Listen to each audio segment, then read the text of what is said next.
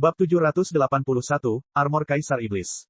Ketika Korsmancer selesai berbicara, dia menelusuri cincin spasialnya, dan boneka lain terbang keluar. Itu adalah boneka humanoid yang mengenakan satu set baju besi yang seluruhnya terbuat dari tulang. Tubuhnya terbakar dengan api mayat berwarna hijau tua, hanya dengan melihat nyala api yang berkelap-kelip menyebabkan seseorang merasakan hawa dingin di jiwa mereka. Itu kemungkinan besar adalah boneka kelelawar yang tercatat dalam keputusan takdir. Api hijau hantu itu, kamu seharusnya tidak salah. Itu adalah boneka yang dimurnikan dari mayat master keputusan takdir lainnya. Seniman bela diri memiliki tingkat kekuatan jiwa yang luar biasa, dan karenanya memiliki ingatan yang mendekati fotografis. Hampir semua orang yang hadir telah menghafal semua informasi tentang 360 master dekrit takdir. Sebagian besar kemampuan terkenal yang digunakan oleh para master ini dicatat dalam keputusan takdir. Dan boneka yang dibawakan Korsmancer adalah boneka terkuatnya, kelelawar. Boneka kelelawar disempurnakan dari master dekrit takdir yang telah dibunuh oleh Korsmancer agar bisa dicantumkan di dekrit takdir sendiri. Pada saat itu, boneka terkuat Korsmancer telah ditebang oleh tuan itu, dan dihancurkan sepenuhnya. Jadi, setelah Korsmancer membunuh master keputusan takdir, dia menggunakan mayatnya sebagai fondasi untuk boneka yang lebih kuat dan lebih kuat. Dan itulah boneka kelelawar di depan mereka. Dengan mengandalkan boneka tersebut, ia berhasil menjadi karakter dekrit takdir peringkat 330. Dia tidak hanya menggunakan boneka kelelawar, tapi dia juga secara bersamaan menggunakan sabit kebencian jahat. Ini membuktikan bahwa Korsmancer terpaksa mengeluarkan seluruh kekuatan tempurnya. Korsmancer menjadi terkenal selama lebih dari 300 tahun yang lalu, dia sekarang berusia lebih dari 500 tahun. Adapun Lin Ming, dia baru berusia awal 20-an. Mereka adalah orang-orang dari era yang sangat berbeda. Mampu memaksa Korsmancer mengambil langkah ini, terlepas dari apakah dia menang atau kalah, itu sudah cukup untuk dibanggakan. Rong Lin berpikir keras. Dia tidak tahu siapa pemuda yang terbang di udara ini, tapi tanpa ragu, jika dia berhasil melewati ini, dia akan menjadi sosok luar biasa yang mengguncang seluruh benua tumbuhan langit. Jauh tinggi di langit, angin surgawi yang kuat bertiup. Boneka kelelawar itu kemudian melebarkan sepasang sayap hitamnya. Hanya sesaat, itu tiba di depan Lin Ming. Ini merentangkan cakarnya, yang berkilauan dengan api biru pucat, dan menggenggam leher Lin Ming. Lin Ming mencengkeram tombaknya, postur tubuhnya menjadi tak tergoyahkan dan kokoh seperti gunung kuno. Kekuatan guntur dan api mengalir ke tombak merah pada saat yang bersamaan. Tombak itu mengeluarkan seruan tajam yang bersemangat saat ia berguncang dengan keras. Menembus pelangi, kekuatan guntur dan api menyatu. Sinar cemerlang dari cahaya yang menyala-nyala menembus langit biru yang luas seperti pedang yang tajam, dan seterang matahari yang terik saat merobek kehampaan. Tombak Lin Ming dengan kuat menabrak cakar boneka kelelawar itu. Dentang, dering logam bergema di udara. Kekuatan pertahanan boneka kelelawar itu sekuat harta karun tingkat surga. Seorang seniman bela diri umum bisa melupakan untuk menembus pertahanannya. Namun, serangan Lin Ming tidak normal, itu berisi semangat pertempuran tingkat perunggu yang sukses besar. Kaca, cakar boneka kelelawar itu tiba-tiba terkoyak dari serangan Lin Ming. Terimalah nasibmu, nak. Korsmancer berkilauan seperti hantu tepat di belakang Lin Ming. Matanya berkilau dengan cahaya manik saat dia mengangkat sabit hitamnya lalu memotong ke arah punggung Lin Ming yang terbuka. Kebencian yang tak ada habisnya mengalir keluar, seolah-olah 10.000 hantu yang berduka menangis serempak. Kebencian ini terkondensasi menjadi energi besar dan melesat ke laut spiritual Lin Ming. Peng, peng, peng, peng, peng. Di bawah dukungan ganda dari niat bela diri samsara dan semangat bertarungnya, lautan spiritual Lin Ming hanyalah sebuah tembok besi yang tidak dapat disangkal. Ketika kekuatan kebencian memasuki lautan spiritualnya, ia segera terbakar menjadi abu dan asap. Api bintang terbakar. Benih dewa sesat gemetar. Api bintang terbakar yang sangat terkompresi kemudian meletus dari benih dewa sesat. Ini adalah kekuatan flame essence tingkat surga. Yang merupakan, Ci, yang mendesis, semua roh yang melekat pada sabit Korsmancer terbakar abis. Hukum pemusnahan, rantai bintang. Lin Ming menusukkan tombaknya keluar. Seluruh energi asal langit dan bumi dalam radius 10 mil diaduk olehnya, kemudian dipusatkan menjadi pecahan cahaya yang tak terhitung jumlahnya yang berkilau seperti bintang yang tak terhitung jumlahnya di langit, sebelum semuanya jatuh ke bawah. Dari jauh, tampak seperti galaksi berkilauan yang menabrak bumi. Pemandangan apokaliptik membuat semua orang terkejut. Bang! Dengan ledakan, Lin Ming, Korsmancer, dan boneka kelelawar semuanya terlempar ke belakang. Jejak darah mengalir keluar dari tepi mulut Lin Ming. Namun, bahu Korsmancer telah tertembus oleh cahaya tombak. Ketika para seniman bela diri dari kota Witch Creek melihat pertarungan ini dari jauh, mereka semua terkejut hingga tak bisa berkata-kata. Tubuh Korsmancer telah melalui proses transformasi teknik wayang. Sebagai imbalan atas tubuh yang tidak bisa disebut manusia atau hantu, dia menerima tubuh dengan daya tahan yang setara dengan harta karun. Namun dia masih terluka oleh Lin Ming. Ini merupakan serangan yang sangat kuat. Bang bang bang. Perkelahian yang sangat brutal terjadi saat Lin Ming bertabrakan dengan Korsmancer lagi dan lagi. Gerakan mereka sangat cepat sehingga seniman bela diri manapun yang berada di bawah alam penghancuran kehidupan sama sekali tidak mampu melihat gerakan mereka. Tubuh Lin Ming tangguh sejak awal, dan dia unggul dalam pertarungan frontal. Namun, Korsmancer dan boneka kelelawarnya sama saja. Mereka berada dalam oposisi yang tajam. Kubur surga. Lin Ming memutar energi 8 gerbang tersembunyi batinnya hingga batasnya. Dia menusukkan tombaknya, dan beberapa retakan besar muncul di angkasa. Kekuatan ruang angkasa melonjak keluar dari celah-celah ini, berubah menjadi badai ruang angkasa yang ganas. Api bintang terbakar menyala di atas tombak merah, menjadi semakin jelas dan ganas saat menyatu dengan badai luar angkasa. Ini adalah perpaduan api dan ruang. Tombak ini berisi pemahaman lengkap Lin Ming tentang konsep ruang dan api. Pada saat yang sama, dia juga menuangkan semangat pertarungan perunggu kesuksesannya yang besar ke dalamnya. Di sisi lain, Korsmancer melangkah maju dan menyatu dengan boneka kelelawarnya. Kemudian, dengan suara hantu yang meratap, tubuh boneka kelelawar itu tiba-tiba membengkak dengan cepat, dengan sejumlah tulang menusuk keluar dari dalam tubuhnya. Tulang rusuk, tulang kaki, tulang lengan, segala jenis tulang panjang telah diubah menjadi tombak bertulang putih. Di saat yang sama, api hijau seperti hantu menyala di atas setiap tombak tulang. Dalam waktu singkat, boneka kelelawar itu menjadi sangat mengerikan. Ambil serangan terkuatku. 18.000 kematian. Dalam sekejap mata, semua tombak tulang itu, serta sabit hitam, ditembakkan ke arah Lin Ming. 18.000 bukanlah angka acak, serangannya memang banyak. Serangan-serangan itu menutupi langit, menutupi sinar matahari, dan menghalangi semua jalan untuk melarikan diri. Dari jauh, sepertinya Lin Ming dan Korsmancer terjebak di lautan tulang. Hati Xiao Xiao menegang. Ci. Ratapan duka bergema di awan dan bumi, seolah-olah seluruh dunia menangis bersama. Lin Ming memutar kekuatan dewa sesat hingga batasnya, matanya menyala-nyala seperti dua neraka kembar. Flame Essence di atas tombaknya sepertinya siap meledak kapan saja. Merusak. Dengan kubur surga, beberapa ribu tombak tulang hancur berkeping-keping. Namun, lebih dari 10.000 tersisa, yang melesat ke arah Lin Ming sama seperti sebelumnya. Lin Ming melambaikan tombaknya seolah itu adalah naga banjir merah yang menari. Tombak tulang yang hancur ada di mana-mana, dan debu tulang tak henti-hentinya berjatuhan dari langit. Angin surgawi yang kuat melonjak melintasi langit. Rambut hitam Lin Ming berkibar tertiup angin. Dia tanpa kenal lelah mengayunkan tombaknya, seolah dia tidak tahu apa itu kelelahan, dia seperti penjelmaan dewa iblis. Kubur surga. Lin Ming mengabaikan semuanya, dan berturut-turut menggunakan Bury the Heavens 2 kali. Cahaya hitam yang menyilaukan tiba-tiba terlontar dari lautan tulang, langsung dikirim terbang ke cakrawala. Segera setelah itu, cahaya keemasan yang tak terhitung jumlahnya menyilaukan keluar dari seluruh lautan tulang. Matahari tampak terbit di lautan tulang, memancarkan cahaya keemasan setajam pedang yang bisa menembus segalanya. Tulang yang tak terhitung jumlahnya di langit mulai hancur seperti patung pasir yang runtuh. Debu tulang dalam jumlah yang tak terukur beterbangan kemana-mana. Itu menutupi langit, menjadi kabut putih yang memenuhi langit dan bumi. Matilah. Lin Ming dengan paksa memotong jalan melalui lautan tulang, menusukkan tombaknya ke Korsmancer. Pada saat ini, Korsmancer telah terpisah dari boneka kelelawar, dan mereka melayang beberapa puluh kaki satu sama lain. Mata merah darah Korsmancer menjadi kosong. Pada titik tertentu yang tidak diketahui, Evil Head Skite hitam telah kembali ke tangannya. Api mayat hitam menyala menjadi api yang berkobar di atas tepi sabit. Nether Strike, mengunci Yin dan Yang. Dengan sedikit gerakan bibirnya, Korsmancer mengucapkan kata-kata ini. Kemudian, semua kebencian di dalam sabit hitam itu tiba-tiba menyatu menjadi satu kesatuan, yang mengunci ruang di sekitarnya. Tombak Lin Ming sudah ditusukkan. Namun, Korsmancer tidak berniat menghindari serangan ini. Sebaliknya, dia menggunakan Evil Head Skite untuk memotong pinggang Lin Ming. Lin Ming hanya merasakan kekuatan kebencian menyelimuti tubuhnya, dia mendapati dirinya tidak bisa mengelak. Jika dia mengeluarkan api bintang terbakar, maka dia bisa mengurangi kekuatan kebencian menjadi tidak ada hanya dalam beberapa saat. Tapi saat itu, serangan Korsmancer sudah menyerangnya. Serangan mereka dirancang sedemikian rupa sehingga mereka akan binasa bersama. Lin Ming memiliki keyakinan mutlak pada kemampuan bertahannya sendiri, tetapi Korsmancer juga melakukannya. Kekuatan pertahanan siapa yang lebih unggul? Pikiran ini terlintas di benak Lin Ming, tapi dia langsung menolaknya. Dalam situasi ini, dengan serangan terkuatnya yang juga memiliki semangat pertarungan sukses besar yang dicurahkan ke dalamnya, tidak peduli seberapa kuat kekuatan Korsmancer itu akan tetap menembus keahliannya. Lin Ming tidak percaya bahwa Korsmancer tidak menghargai hidupnya sendiri di atas segalanya. Kubur surga. Menghadapi pukulan yang tak terhindarkan ini, dia tidak berpikir untuk menghindarinya. Sebaliknya, dia menuangkan seluruh esensi sejatinya ke dalam tombak merah, mengeluarkan serangan terakhirnya yang paling cemerlang. Kekuatan api dan kekuatan ruang telah menyatu dengan sempurna. Kekuatan tombak ini sungguh mengejutkan. Namun, Lin Ming tidak menusuk ke arah Korsmancer. Sebaliknya, dia melemparkan tombaknya ke arah boneka kelelawar itu. Pergi. Tombak merah itu terbang dari tangannya, melintasi langit seperti pelangi yang menyala-nyala.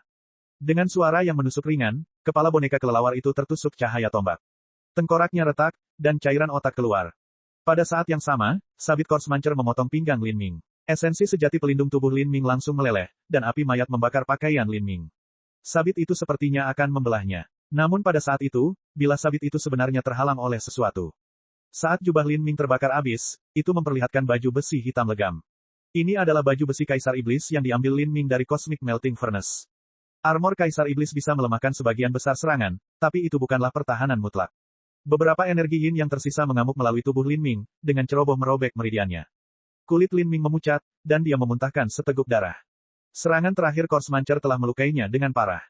Jika bukan karena baju besi Kaisar Iblis, Lin Ming mungkin sudah mati di sini. Sulit untuk mengatakan apakah pertahanan fisik tubuhnya dapat menahan serangan Corsmancer. Ini sudah berakhir. Apa yang telah terjadi? Semua orang memandang, tercengang, pada sabit Corsmancer yang tertanam di pinggang Lin Ming. Adapun tombak Lin Ming, itu tertancap di kepala boneka kelelawar. Corsmancer berdiri diam di depan Lin Ming, sama sekali tidak terluka. Apakah boneka kelelawar memblokir serangan terakhir pemuda itu terhadap tuannya? Tidak, tunggu, kenapa aku merasa pemuda itu sengaja menyerang boneka kelelawar itu? Tidak, kecuali pemuda itu idiot. Dalam pertarungan melawan dalang, kamu pasti harus menyerang tubuh utama. Hanya orang idiot yang akan menyerang boneka itu. Pertukaran gerakan terakhir terjadi terlalu cepat. Hampir tidak ada yang bisa melihat dengan jelas apa yang terjadi. Babak 782, membunuh Corsmancer. Mungkinkah pemuda itu dibacok sampai mati oleh Corsmancer? Betapa bodohnya, dia justru menyerang boneka Corsmancer di saat-saat terakhir. Apakah otaknya digoreng atau semacamnya? Seorang seniman bela diri Xiantian bertanya dengan suara keras sambil menyeringai mengejek. Diam, seorang lelaki tua di dekatnya dengan dingin berkata, apakah menurut Anda semua orang sama bodohnya dengan Anda? Pemuda itu adalah salah satu putra surga favorit benua tumpahan langit. Tidak mungkin dia tidak tahu cara melawan dalang. Seniman bela diri Xiantian terlihat agak jelek saat dia ditegur. Tetap saja, dia mulai bergumam pada dirinya sendiri, jelas tidak yakin. Ada yang salah. Corsmancer tidak terluka tetapi mengapa dia masih berdiri di sana? Mungkinkah pemuda itu menyerang Corsmancer dan kita tidak menyadarinya? Siapa yang menang? Apa yang sedang terjadi di sini?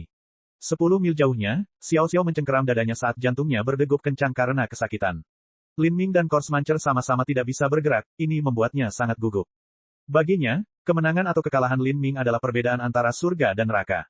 Nenek, jangan khawatir, Lin Lanjian baik-baik saja. Tapi Corsmancer itu, Lin Lanjian jelas bisa menyerang Corsmancer di saat-saat terakhir, tapi dia memilih untuk menyerang boneka kelelawar sebagai gantinya. Saya benar-benar tidak mengerti apa yang terjadi di sini. Saat wanita tua berpakaian hitam itu berbicara di tengah jalan, sebuah adegan yang membuat semua seniman bela diri bingung terjadi. Corsmancer yang berada di depan Lin Ming tiba-tiba jatuh dari langit, menabrak tanah. Semua orang terkejut. Apa yang sebenarnya terjadi? Wajah Lin Ming pucat saat dia mengulurkan tangan dan melepaskan sedikit semangat bertarungnya. Tombak merah panjang ditembakkan dan kembali ke tangan Lin Ming. Kemudian, semua orang menemukan bahwa di atas ujung tombak Lin Ming, sebenarnya ada beberapa benda gemuk yang menempel di atasnya. Dan benda itu masih mengejang dan menggeliat. Ini sebenarnya adalah otak manusia. Saat Lin Ming melihat otak manusia yang putih dan berkilau ini, dia menghela nafas panjang. Sudah berakhir. Seorang dalang dapat mengubah bagian manapun dari tubuhnya, tetapi ada satu tempat yang tidak dapat mereka ubah. Itu adalah lautan spiritual mereka. Lautan spiritual bergantung pada otak untuk eksis. Tubuh Corsmancer telah diubah hingga tidak bisa dikenali lagi. Sekarang, satu-satunya keberadaan sebenarnya hanyalah otaknya. Masa otak pada ujung tombak Lin Ming sebenarnya sedang berjuang keras. Terlebih lagi, ia mengeluarkan jeritan yang keras, terombang-ambing ke atas dan ke bawah seolah-olah itu adalah cacing putih raksasa yang gemuk. Lin Ming bisa merasakan kata-kata mengalir ke laut rohaninya. Jangan bunuh aku. Saya akan memberi Anda teknik boneka, aku bisa memberitahumu semua rahasia kerajaan ilahi Asura. Dengan bakat Anda dan pengetahuan saya, Anda dapat menguasai seluruh benua tumpahan langit di tangan Anda dan menguasai dunia. Mustahil bagimu untuk mengetahui apa yang aku ketahui, meskipun aku tidak memberitahumu atas kemauanku sendiri. Jangan berpikir untuk menggunakan teknik pencarian jiwa padaku, saya bisa menghancurkan lautan spiritual saya sendiri. Aku tidak ingin kamu menghancurkan diri sendiri. Bahkan, aku akan membantu memusnahkanmu. Lin Ming mencibir, tidak punya niat bercanda dengan hal ini. Dia sama sekali tidak punya keinginan untuk mempelajari teknik boneka aneh seperti ini yang mengubah seseorang menjadi sesuatu yang tidak tampak seperti manusia atau hantu. Tidak, engah. Esensi sejati yang bergetar muncul dari ujung jari Lin Ming dan berlari menaiki tombak merah seperti ular beludak. Corsmancer mengeluarkan teriakan menyedihkan terakhir. Dengan bunyi letupan, otak pecah menjadi cairan putih kental seperti bubur nasi. Corsmancer telah meninggal. Ketika Nenek Putih, Rong Lin, dan ahli penghancur kehidupan lainnya melihat ini, mereka tiba-tiba menyadari apa yang telah terjadi. Sebelum serangan terakhir terjadi, Corsmancer telah memindahkan otaknya ke tengkorak boneka kelelawar. Kemudian, dia mengendalikan tubuh utamanya untuk binasa bersama Lin Ming. Ini adalah tindakan yang sangat kejam dan berbahaya. Begitu Lin Ming menyukainya, dia masih akan terluka parah bahkan jika dia tidak mati. Dia benar-benar tidak akan mampu melawan Corsmancer boneka kelelawar. Tapi Lin Ming jelas menyadari perubahan macam apa yang terjadi pada saat-saat terakhir yang singkat itu. Dia kemudian menghentikan serangannya pada tubuh utama Corpse Muncher dan mengalihkan targetnya ke boneka kelelawar. Jika ini adalah masa-masa damai dan seseorang menyelidiki dengan cermat persepsi mereka, maka tidak akan sulit untuk mengetahui kemana perginya otak Corpse Muncher. Tapi selama pertempuran sengit tadi, di saat kritis itu, Lin Ming telah mampu menemukan titik ini. Itu benar-benar mengerikan. Perlahan-lahan, semua seniman bela diri mulai memahami apa yang terjadi. Bahkan mereka yang bingung pun menjelaskan rangkaian kejadiannya kepada mereka. Untuk sesaat, keheningan menyelimuti seluruh kota. Siapakah pemuda yang berhasil memusnahkan Corpse Muncher? Beberapa orang memperhatikan bahwa Lin Ming mengenakan baju besi hitam legam di tubuhnya. Hanya ada celah melingkar di area dada, seolah-olah tidak ada cermin pelindung jantungnya. Itu karena baju besi inilah Lin Ming belum dipotong setengahnya oleh Evil Head Skite. Armor macam apa ini yang bisa memblokir serangan terakhir Corpse Muncher? Lin Ming mengeluarkan satu set pakaian baru dari cincin spasialnya dan melemparkannya, segera menutupi baju besi Kaisar Iblis. Ketika Lin Ming pertama kali mengenakan baju besi Kaisar Iblis, dia menempatkan beberapa kamuflase kecil di atasnya karena dia tidak ingin menarik perhatian orang lain. Tapi, serangan Corpse Muncher yang kuat tadi telah benar-benar merusak penyembunyiannya. Untuk waktu yang singkat, baju besi ini akan menarik perhatian beberapa orang. Tapi Lin Ming tidak terlalu khawatir. Puluhan ribu tahun telah berlalu, mustahil bagi orang lain untuk mengenali armor Kaisar Iblis. Lin Ming menerima boneka kelelawar yang rusak dan boneka lainnya lalu jatuh dari langit. Saat dia mendarat di tanah, semua seniman bela diri di sekitarnya dengan cepat menjauh darinya karena terkejut. Menghadapi bintang yang begitu jahat, tidak ada yang berani berada di dekatnya, apalagi mendekatinya. Bahkan penjaga kota tidak dapat bermimpi untuk mengendalikannya. Jika ada yang meninggal di sini karena dia maka mereka hanya bisa menyalahkan kesialan mereka. Lin Ming mengabaikan seniman bela diri di sekitarnya dan mengumpulkan mayat Corpse Muncher dan cincin spasial. Kemudian, dia mengirimkan jimat pemancar suara ke Xiao Xiao dan terbang ke arahnya. Saat ini dia perlu memulihkan diri dari luka-lukanya. Dalam pertarungan tadi dia telah menggunakan semua kemampuan yang dia miliki. Dia tidak hanya menghabiskan banyak energi tetapi dia juga terluka parah. Dia menang, Tuan Lin benar-benar menang. Saat Xiao Xiao melihat Lin Ming terbang ke arahnya, bibirnya sedikit bergetar. Bahkan dia tidak berani percaya bahwa ini nyata dan bukan mimpi. Seorang master keputusan takdir sebenarnya telah dibunuh oleh Lin Ming. Dan Lin Ming hanya berada di ranah inti berputar akhir. Xiao Xiao tidak pernah membayangkan bahwa pemuda yang ditemuinya beberapa hari yang lalu benar-benar bisa membunuh seorang master keputusan takdir. Setiap karakter yang diberi peringkat pada keputusan takdir adalah eksistensi yang sangat kuat dan menggemparkan. Bahkan jika Heavencraft Pavilion menggunakan sumber daya mereka yang lengkap, mereka masih akan kesulitan menggerakkan karakter seperti itu untuk bertindak. Dia benar-benar menang. Nona muda, roh ayahmu pasti melindungi kami agar kami bisa bertemu dengan orang yang luar biasa.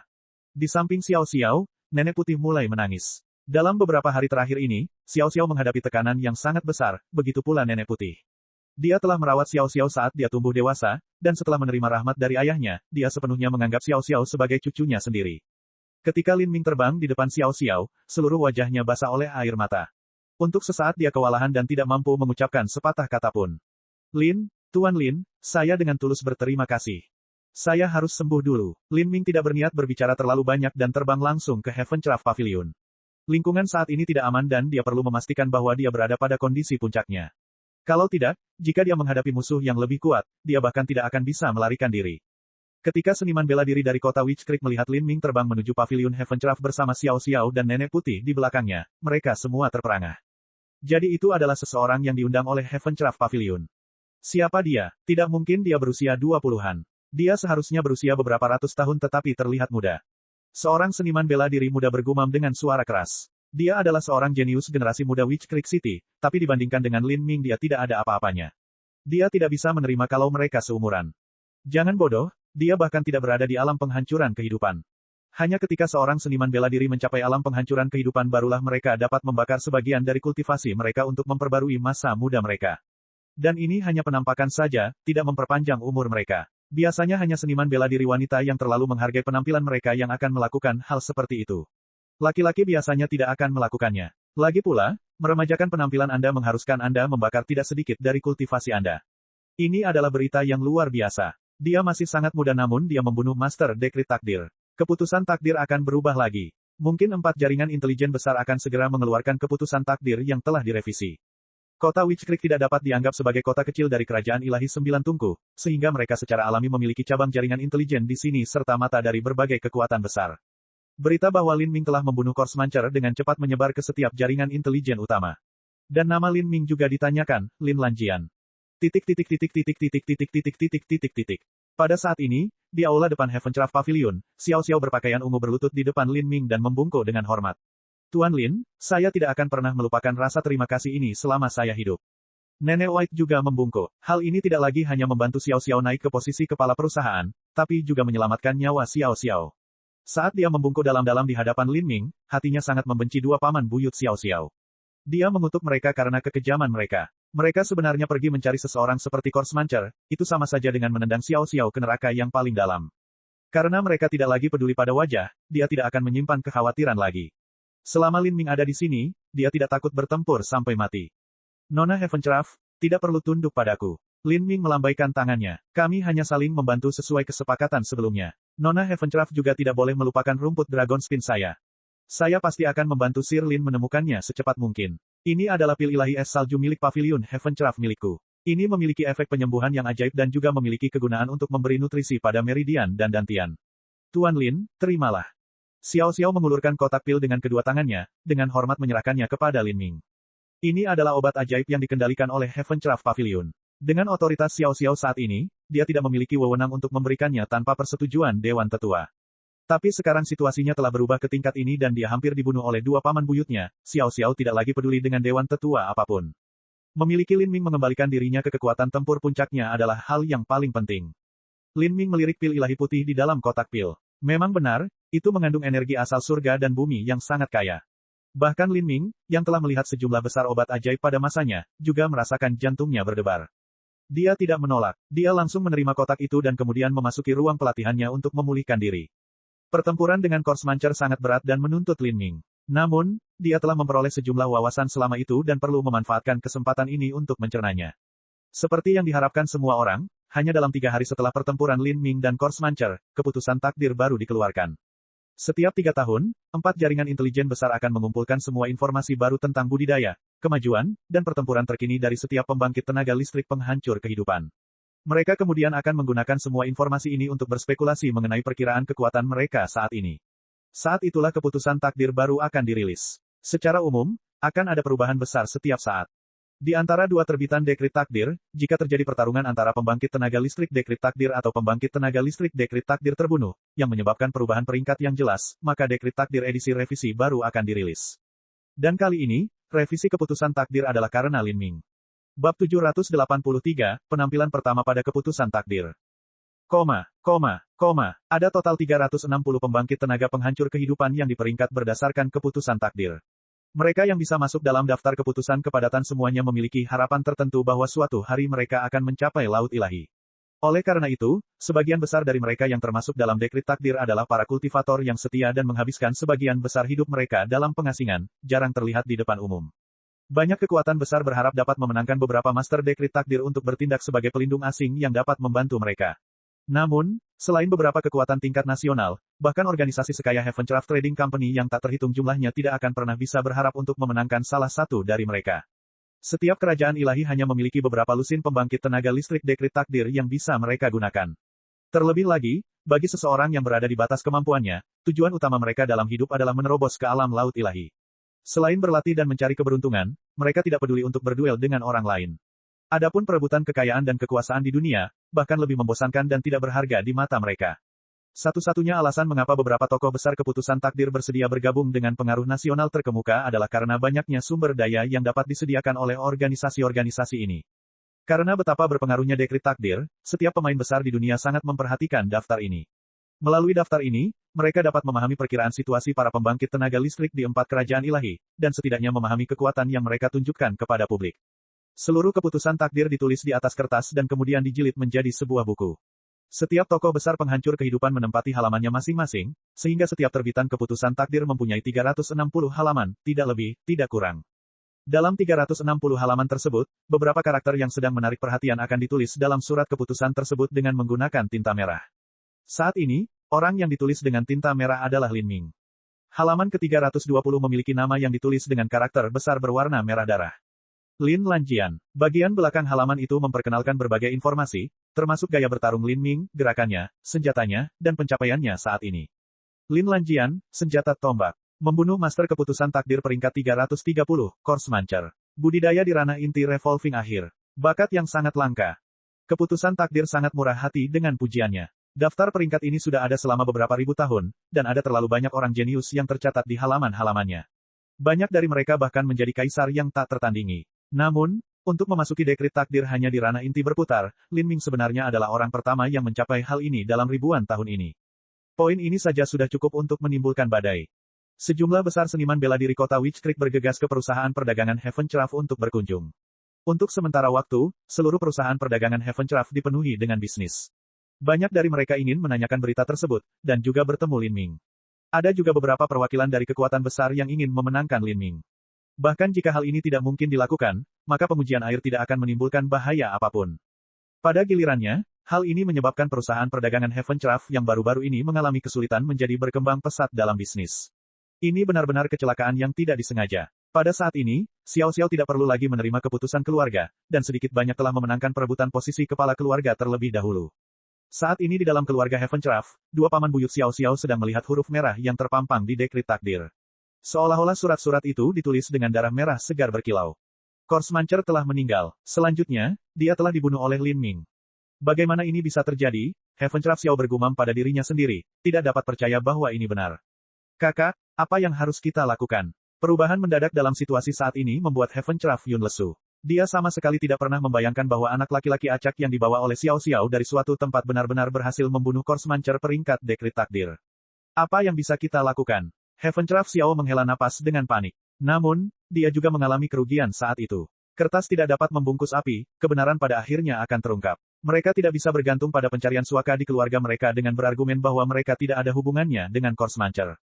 Mereka salah sejak awal dengan melibatkan Korsmancer itu. Jika Xiao Xiao terbunuh maka semuanya akan baik-baik saja. Namun, sekarang setelah Korsmancer meninggal, hal ini akan menyebabkan semua kemarahan diarahkan pada mereka. Karena Xiao Xiao sekarang juga mendapat dukungan Lin Ming, dia berada dalam posisi yang tak terkalahkan. Tidak mungkin menemukan master keputusan takdir lain yang bisa bersaing dengan Lin Ming dalam waktu singkat. Adapun putra mahkota, Heavencraft Xiao tidak berharap dia akan membantu. Perusahaan perdagangan Heavencraft hanya merupakan dorongan potensial bagi putra mahkota, dan sekarang setelah keadaan menjadi seperti ini, hasilnya sudah dapat diperkirakan. Tidak mungkin putra mahkota 9 tungku bersedia menghubungkan dirinya dengan penjahat pengecut seperti Korsmancer.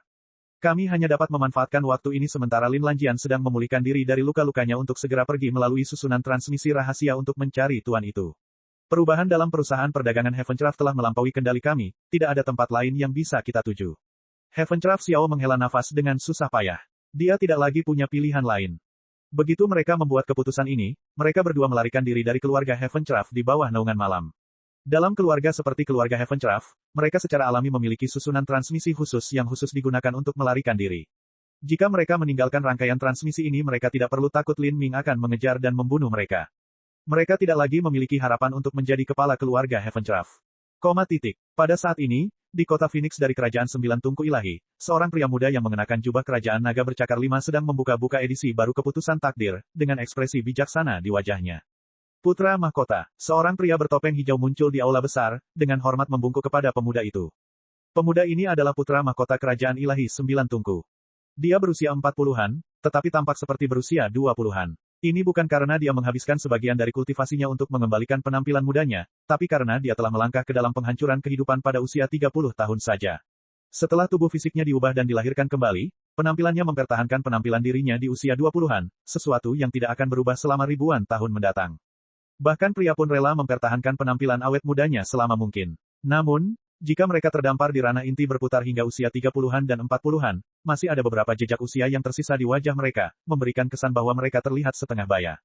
Jika seseorang ingin mempertahankan semangat masa mudanya, dia harus melangkah ke alam penghancuran kehidupan pada usia sekitar 30 tahun. Namun, orang seperti ini akan menjadi seorang jenius yang luar biasa di zamannya. Tanpa kecelakaan, mereka pasti akan melangkah ke Laut Ilahi, dan bahkan akan tumbuh menjadi karakter yang menakjubkan di antara semua pusat kekuatan Laut Ilahi. Naga sekilas, ada apa? Putra mahkota 9 Tungku berkata dengan tenang sambil menutup keputusan takdir. Melapor kepada Yang Mulia, 2 bidak catur yang diatur oleh bawahan Anda di keluarga Heavencraft telah tiba di istana kerajaan dalam semalam. Mereka ingin bertemu dengan putra mahkota. Apakah Yang Mulia ingin mengizinkan mereka bertemu? Bagi pria bertopeng hijau, Heavencraft Xiao dan Heavencraft Yun keduanya adalah karakter tidak penting yang tidak memiliki kualifikasi untuk bertemu dengan putra mahkota. Hanya fakta bahwa Lin Lanjian telah membunuh Korsmancer yang akan menarik perhatian putra mahkota, dan kemudian menyampaikan laporan ini. Memang benar, Putra Mahkota Sembilan Tungku mengangguk dan berkata, biarkan mereka melihatku. Selain itu, Fleeting Dragon, saya minta Anda menyelidiki 3 perusahaan dagang besar, 2 bank besar, dan rumah lelang 100 harta karun. Bagaimana kabarmu sejauh ini? Melapor kepada Yang Mulia, penjaga Sembilan Tungku saat ini sedang menyelidiki kelompok-kelompok ini secara diam-diam. Tidak ada kelalaian besar pada 2 bank besar dan rumah lelang 100 harta karun, tetapi ketiga perusahaan perdagangan besar semuanya memiliki beberapa masalah. Oh, bagaimana dengan perusahaan perdagangan Heavencraft? Putra Mahkota Sembilan Tungku mengangguk puas, senyuman menyentuh wajahnya. Kami telah memperoleh bukti yang tepat tentang perusahaan perdagangan Heavencraft. Pemimpin perusahaan perdagangan Heavencraft sebelumnya dan pemimpin sebelumnya semuanya telah melakukan transaksi yang melanggar hukum kerajaan ilahi. Bahkan ada beberapa transaksi rahasia yang dilakukan dengan kerajaan ilahi Asura yang dapat kita gunakan untuk menuduh mereka berkolusi dengan kekuatan musuh. Pria bertopeng hijau itu berkata dengan acuh tak acuh. Dia adalah komandan utama penjaga Sembilan Tungku. Yang disebut penjaga Sembilan Tungku adalah faksi militer yang berada di bawah kendali langsung kerajaan ilahi. Mereka mengatur penjara-penjara negara dan memegang kekuasaan besar dalam semua aspek lainnya. Kekuatan dan pengaruh mereka sangat menakutkan, dan mereka bahkan memiliki 5 master dekrit takdir di barisan mereka. Pria bertopeng hijau ini adalah salah satu dari mereka, dan juga yang terkuat di antara mereka. Nama kodenya adalah Fleeting Dragon. Semua anggota penjaga Sembilan Tungku mengenakan jubah bersulam dan topeng hijau. Topeng ini bukan untuk hiasan, dan sebenarnya merupakan alat yang diukir dari batu giok roh kayu. Giok roh kayu memiliki karakteristik khusus dalam mengisolasi semua persepsi eksternal. Bahkan pembangkit tenaga listrik laut ilahi tidak dapat menembus persepsinya bahkan setengah inci ke dalam batu giok roh kayu. Jadi, selama mereka memakai topeng ini, maka tidak ada yang bisa melihat ekspresi sebenarnya dari seniman bela diri Sembilan Tungku penjaga. Seluruh penjaga Sembilan Tungku memiliki total 9.000 orang, dan kekuatan tempur mereka sama menakutkannya. Mereka berada di bawah yurisdiksi langsung Putra Mahkota Sembilan Tungku dan dapat dianggap sebagai tangan kanannya. Bagus sekali. Atur semua bukti secepat mungkin dan berikan kepada saya, kata Putra Mahkota Sembilan Tungku sambil tersenyum. Meskipun ini adalah penyelidikan rahasia, kenyataannya penyelidikan tersebut telah dilakukan selama 2 tahun penuh sejauh ini. Saat Fleeting Dragon mendengar ini, dia diam-diam terkejut. Dia tidak tahu persis apa yang sedang direncanakan Putra Mahkota, namun 3 perusahaan perdagangan besar, 2 bank besar, dan rumah lelang 100 harta karun menyimpulkan bahwa totalnya adalah 6 organisasi komersial besar. Mereka menguasai hampir 10% perekonomian seluruh kerajaan Sembilan Tungku ilahi. Apakah Putra Mahkota benar-benar bersiap untuk menelan semuanya? Harus diketahui bahwa, agar sebuah perusahaan dagang bisa berkembang sedemikian besarnya, mustahil bagi mereka untuk menghapus bersih semua perbuatan kotor yang mereka lakukan. Selama seseorang mempunyai pikiran dan sumber daya untuk mencari, mereka pasti dapat menemukan beberapa masalah. Faktanya, ini adalah masalah yang disadari semua orang. Meski begitu, semua kaisar ilahi sebelumnya dari 4 kerajaan ilahi secara diam-diam menyetujui keberadaan oligarki ekonomi, karena mereka dapat membantu mengelola negara dan menciptakan kekayaan bagi semua orang. Selain itu, lebih dari sepertiga keuntungan mereka dikumpulkan ke dalam perbendaharaan kerajaan ilahi. Jika seseorang ingin mencaplok organisasi-organisasi ekonomi ini maka hal itu akan mungkin dilakukan dengan kekuatan penekan absolut dari kekuasaan negara kerajaan Sembilan Tungku ilahi. Jika seseorang tidak peduli dengan opini publik, maka ini adalah masalah sederhana. Namun, hal ini sudah pernah diuji oleh kerajaan ilahi lain, dan kebenarannya terbukti berbeda. Setelah organisasi-organisasi ekonomi besar juga diambil alih oleh negara nasional, korupsi mudah tumbuh dalam manajemen. Hal ini kemudian menyebabkan penurunan efisiensi dan keuntungan, yang pada akhirnya menyebabkan organisasi-organisasi ini ditutup dalam beberapa tahun. Ini bukanlah langkah yang bijaksana. Mesin negara sebagian besar mampu memahami tambang batu esensi roh, situs batu giok roh kayu, dan industri berbasis sumber daya sederhana lainnya. Sulit untuk terlibat dalam hal lain. Jika seorang pangeran normal memiliki pemikiran seperti ini maka Fleeting Dragon akan berpikir bahwa dia memiliki delusi keagungan dan menjadi tidak kompeten sama sekali. Tapi sekarang, orang yang membuat keputusan ini adalah Putra Mahkota Sembilan Tungku. Fleeting Dragon sangat menyadari betapa hebatnya kekuatan tersembunyi Putra Mahkota Sembilan Tungku, dia jelas bukan orang idiot yang akan membuat keputusan yang membingungkan. Lalu, apa yang dia rencanakan? Apakah dia benar-benar bersiap untuk mencaplok 6 organisasi ekonomi besar ini? Itu pasti akan menyebabkan kekacauan di kerajaan ilahi. Fleeting Dragon membayangkan semua hal ini tetapi dia tidak mempertanyakan perintahnya. Sebagai komandan utama penjaga Sembilan Tungku, satu-satunya tugasnya adalah mematuhi perintah. 3 hari kemudian, perusahaan perdagangan Heavencraft. Undangan ke Istana Ilahi Kerajaan Sembilan Tungku. Di Heavencraft Trading Company, Lin Ming telah menerima slip giok yang terbuat dari giok roh kayu. Itu ditandai dengan undangan ke Istana Kerajaan Sembilan Tungku. Selain itu, orang yang mengirimkan undangan ini secara mengejutkan adalah Putra Mahkota Sembilan Tungku. Putra Mahkota Sembilan Tungku ingin aku datang ke Istana Ilahi sebagai tamu dan juga membawa Heavencraft Xiao Xiao. Lin Ming mengerutkan kening saat ia mengulangi pesan pada slip giok. Bab 784, Undangan Putra Mahkota. Dalam beberapa hari terakhir, Lin Ming telah memahami orang seperti apa Putra Mahkota 9 tungku itu. Namanya Yang Yun, dan bakat bela dirinya luar biasa. Sepertinya dia telah mengalami pertemuan yang sangat kebetulan ketika dia masih muda, dan sekarang telah menembus penghancuran kehidupan pada usia 30 tahun saja. Yang Yun adalah karakter yang memiliki kekuatan mengkhawatirkan di seluruh kerajaan ilahi 9 tungku. Dia tidak berada pada level yang bisa dibandingkan dengan orang seperti Li Yifeng.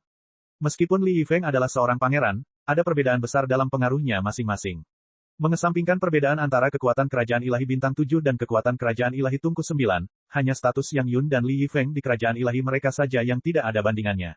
Li Yifeng bisa dianggap sebagai playboy, dan memiliki kecenderungan alami terhadap kemalasan dan kesenangan.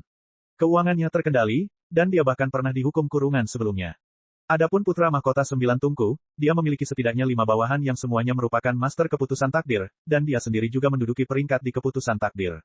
Hanya saja rankingnya telah dihilangkan dari keputusan, dan tidak ada informasi apapun yang dikirimkan tentang dia selama bertahun-tahun. Kedalaman kekuatannya merupakan misteri bagi semua orang. Dibandingkan dengan Yang Yun, Li Yifeng hanyalah seorang bayi kecil yang belum dewasa. Tidak mungkin bagi Lin Ming merasa nyaman ketika menghadapi karakter seperti itu. Yang Yun hampir 2 kali usianya, dan bahkan kekuatan bawahannya bukanlah sesuatu yang bisa diharapkan oleh Lin Ming untuk dilawan. Untuk kerajaan ilahi 9 tungku, Yang Yun mewakili puncak kekuatan di luar pembangkit tenaga listrik laut ilahi. Terlepas dari kenyataan bahwa Yang Yun tidak memiliki permusuhan atau dendam dengan Lin Ming, dan bahwa dia seharusnya tidak memiliki alasan untuk menyakiti Lin Ming sejak awal, Lin Ming tidak ingin memasuki tempat seperti kerajaan ilahi 9 tungku. Itu benar-benar bisa digambarkan sebagai danau naga atau gua harimau, zona yang benar-benar berbahaya. Sebagian besar master dekrit takdir dari kerajaan ilahi 9 tungku adalah bawahan kerajaan ilahi. Bagaimanapun, kerajaan ilahi 9 tungku bukan hanya sebuah negara, tetapi tanah suci super kelas 6. 3 cendekiawan agung kerajaan ilahi, 12 pejabat besar, dan 5 kapten penjaga 9 tungku semuanya merupakan karakter dengan peringkat dekrit takdir, dan juga menduduki peringkat yang sangat tinggi dalam dekrit tersebut. Selain itu, kerajaan ilahi memiliki paman kaisar dan pangeran agung yang telah hidup selama beberapa ribu tahun dan mengasingkan diri. Orang-orang ini bahkan lebih menakutkan. Kemungkinan besar mereka telah memasuki laut ilahi. Dalam arti tertentu, kerajaan ilahi 9 tungku saat ini dapat dibandingkan dengan istana kekaisaran Dewa Iblis dalam tingkat yang kecil.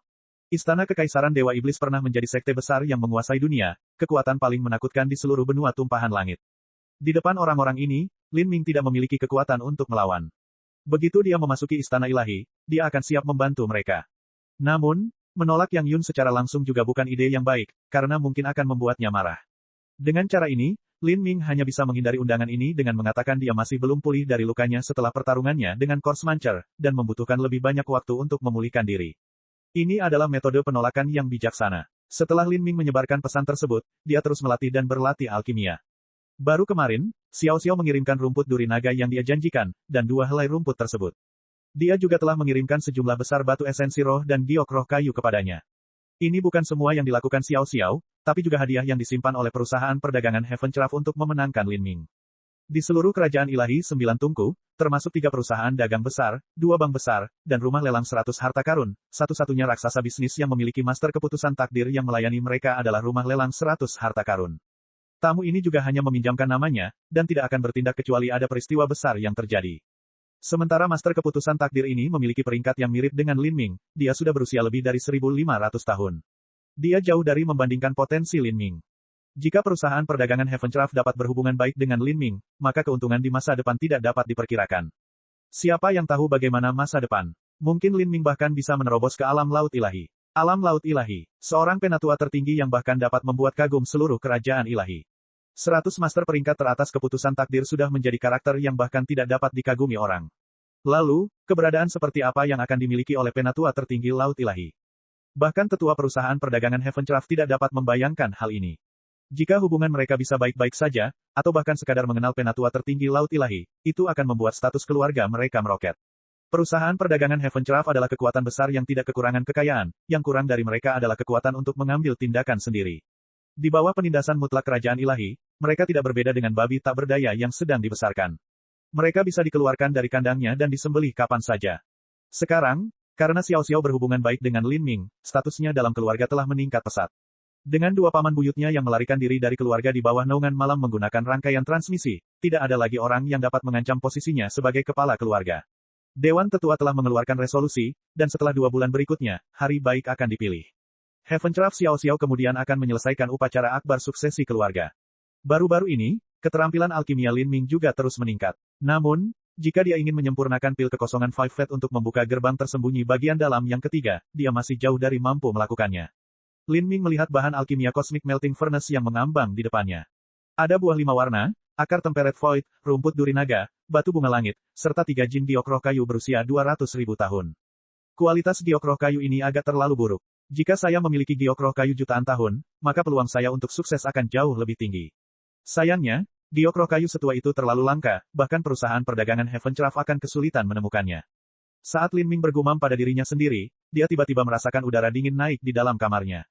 Niat membunuh. Pikiran Lin Ming menjadi dingin. Ruang pelatihannya memiliki formasi susunan pelindung yang mengelilinginya. Jika seseorang tidak menghancurkan formasi susunannya, dan hanya niat membunuhnya yang meresap ke dalam, maka itu membuktikan bahwa niat membunuh orang ini sangat kental. Lin Ming dengan cepat menyingkirkan Cosmic Melting Furnace dan membuka formasi susunan pelindung, keluar dari ruang pelatihan. Saat dia melangkah keluar, dia melihat bahwa hanya 200 kaki darinya berdiri seorang pria bertopeng hijau yang pasif, yang topeng sedingin esnya memberikan perasaan acuh tak acuh yang tidak berperasaan. Topeng berukir giok roh kayu. Pikiran Lin Ming bergerak. Dengan pemahamannya tentang giok roh kayu, dia segera memahami kegunaan topeng ini. Giok roh kayu mampu mengisolasi semua persepsi eksternal. Oleh karena itu, topeng yang terbuat dari giok roh kayu adalah cara paling efektif dan sederhana untuk menyembunyikan penampilan seseorang. Bahkan jika penatua tertinggi Laut Ilahi berdiri di sini, mereka tetap tidak dapat mengidentifikasi siapa orang ini. Adapun teknik perubahan penampilan normal, mereka hanya bisa menipu orang yang memiliki budidaya serupa. Siapapun dengan mata yang cukup tajam dan budidaya yang cukup tinggi akan langsung melihat melalui penyamaran semacam itu. Saya bisa meminjam metode ini nanti. Jika Lin Ming tidak melihat pria ini di depannya, maka dia tidak akan pernah mengira giok roh kayu juga memiliki fungsi semacam ini. Saat Lin Ming melihat budidaya pria bertopeng hijau ini, dia tidak tahu kemampuan misterius apa yang dipraktikkan pria ini. Karena dantiannya juga tersembunyi di balik kabut tebal, tidak mungkin untuk melihat melalui budidayanya. Tapi, hanya dari aura yang dipancarkan dari tubuhnya, Lin Ming bisa merasakan jantungnya bereaksi dengan berdetak lebih cepat. Tanpa diragukan lagi, orang ini adalah master di antara para master. Dia telah datang ke pavilion Heavencraft, tetapi tidak mengganggu para penjaga. Niat membunuh yang dia keluarkan barusan juga tidak memiliki niat jahat apapun di baliknya, pria ini hanya menggunakan metode ini untuk memberi tahu Lin Ming tentang kedatangannya. Dengan demikian, Lin Ming kira-kira bisa menebak status seperti apa yang dimiliki pria ini. Saya adalah komandan utama penjaga 9 tungku. Anda bisa menyebut saya sebagai Fleeting Dragon. Panglima penjaga 9 tungku berada di bawah kendali langsung Putra Mahkota. Lin Ming tidak terkejut sama sekali. Ketika Yang Mulia Putra Mahkota mengundang Tuan Lin untuk bertemu, Tuan Lin belum pulih. Sekarang, sebulan telah berlalu dan Yang Mulia Putra Mahkota secara khusus mengirim saya ke sini untuk menanyakan keadaan Sir Lin dan juga mengirimkan pil penyembuhan ajaib.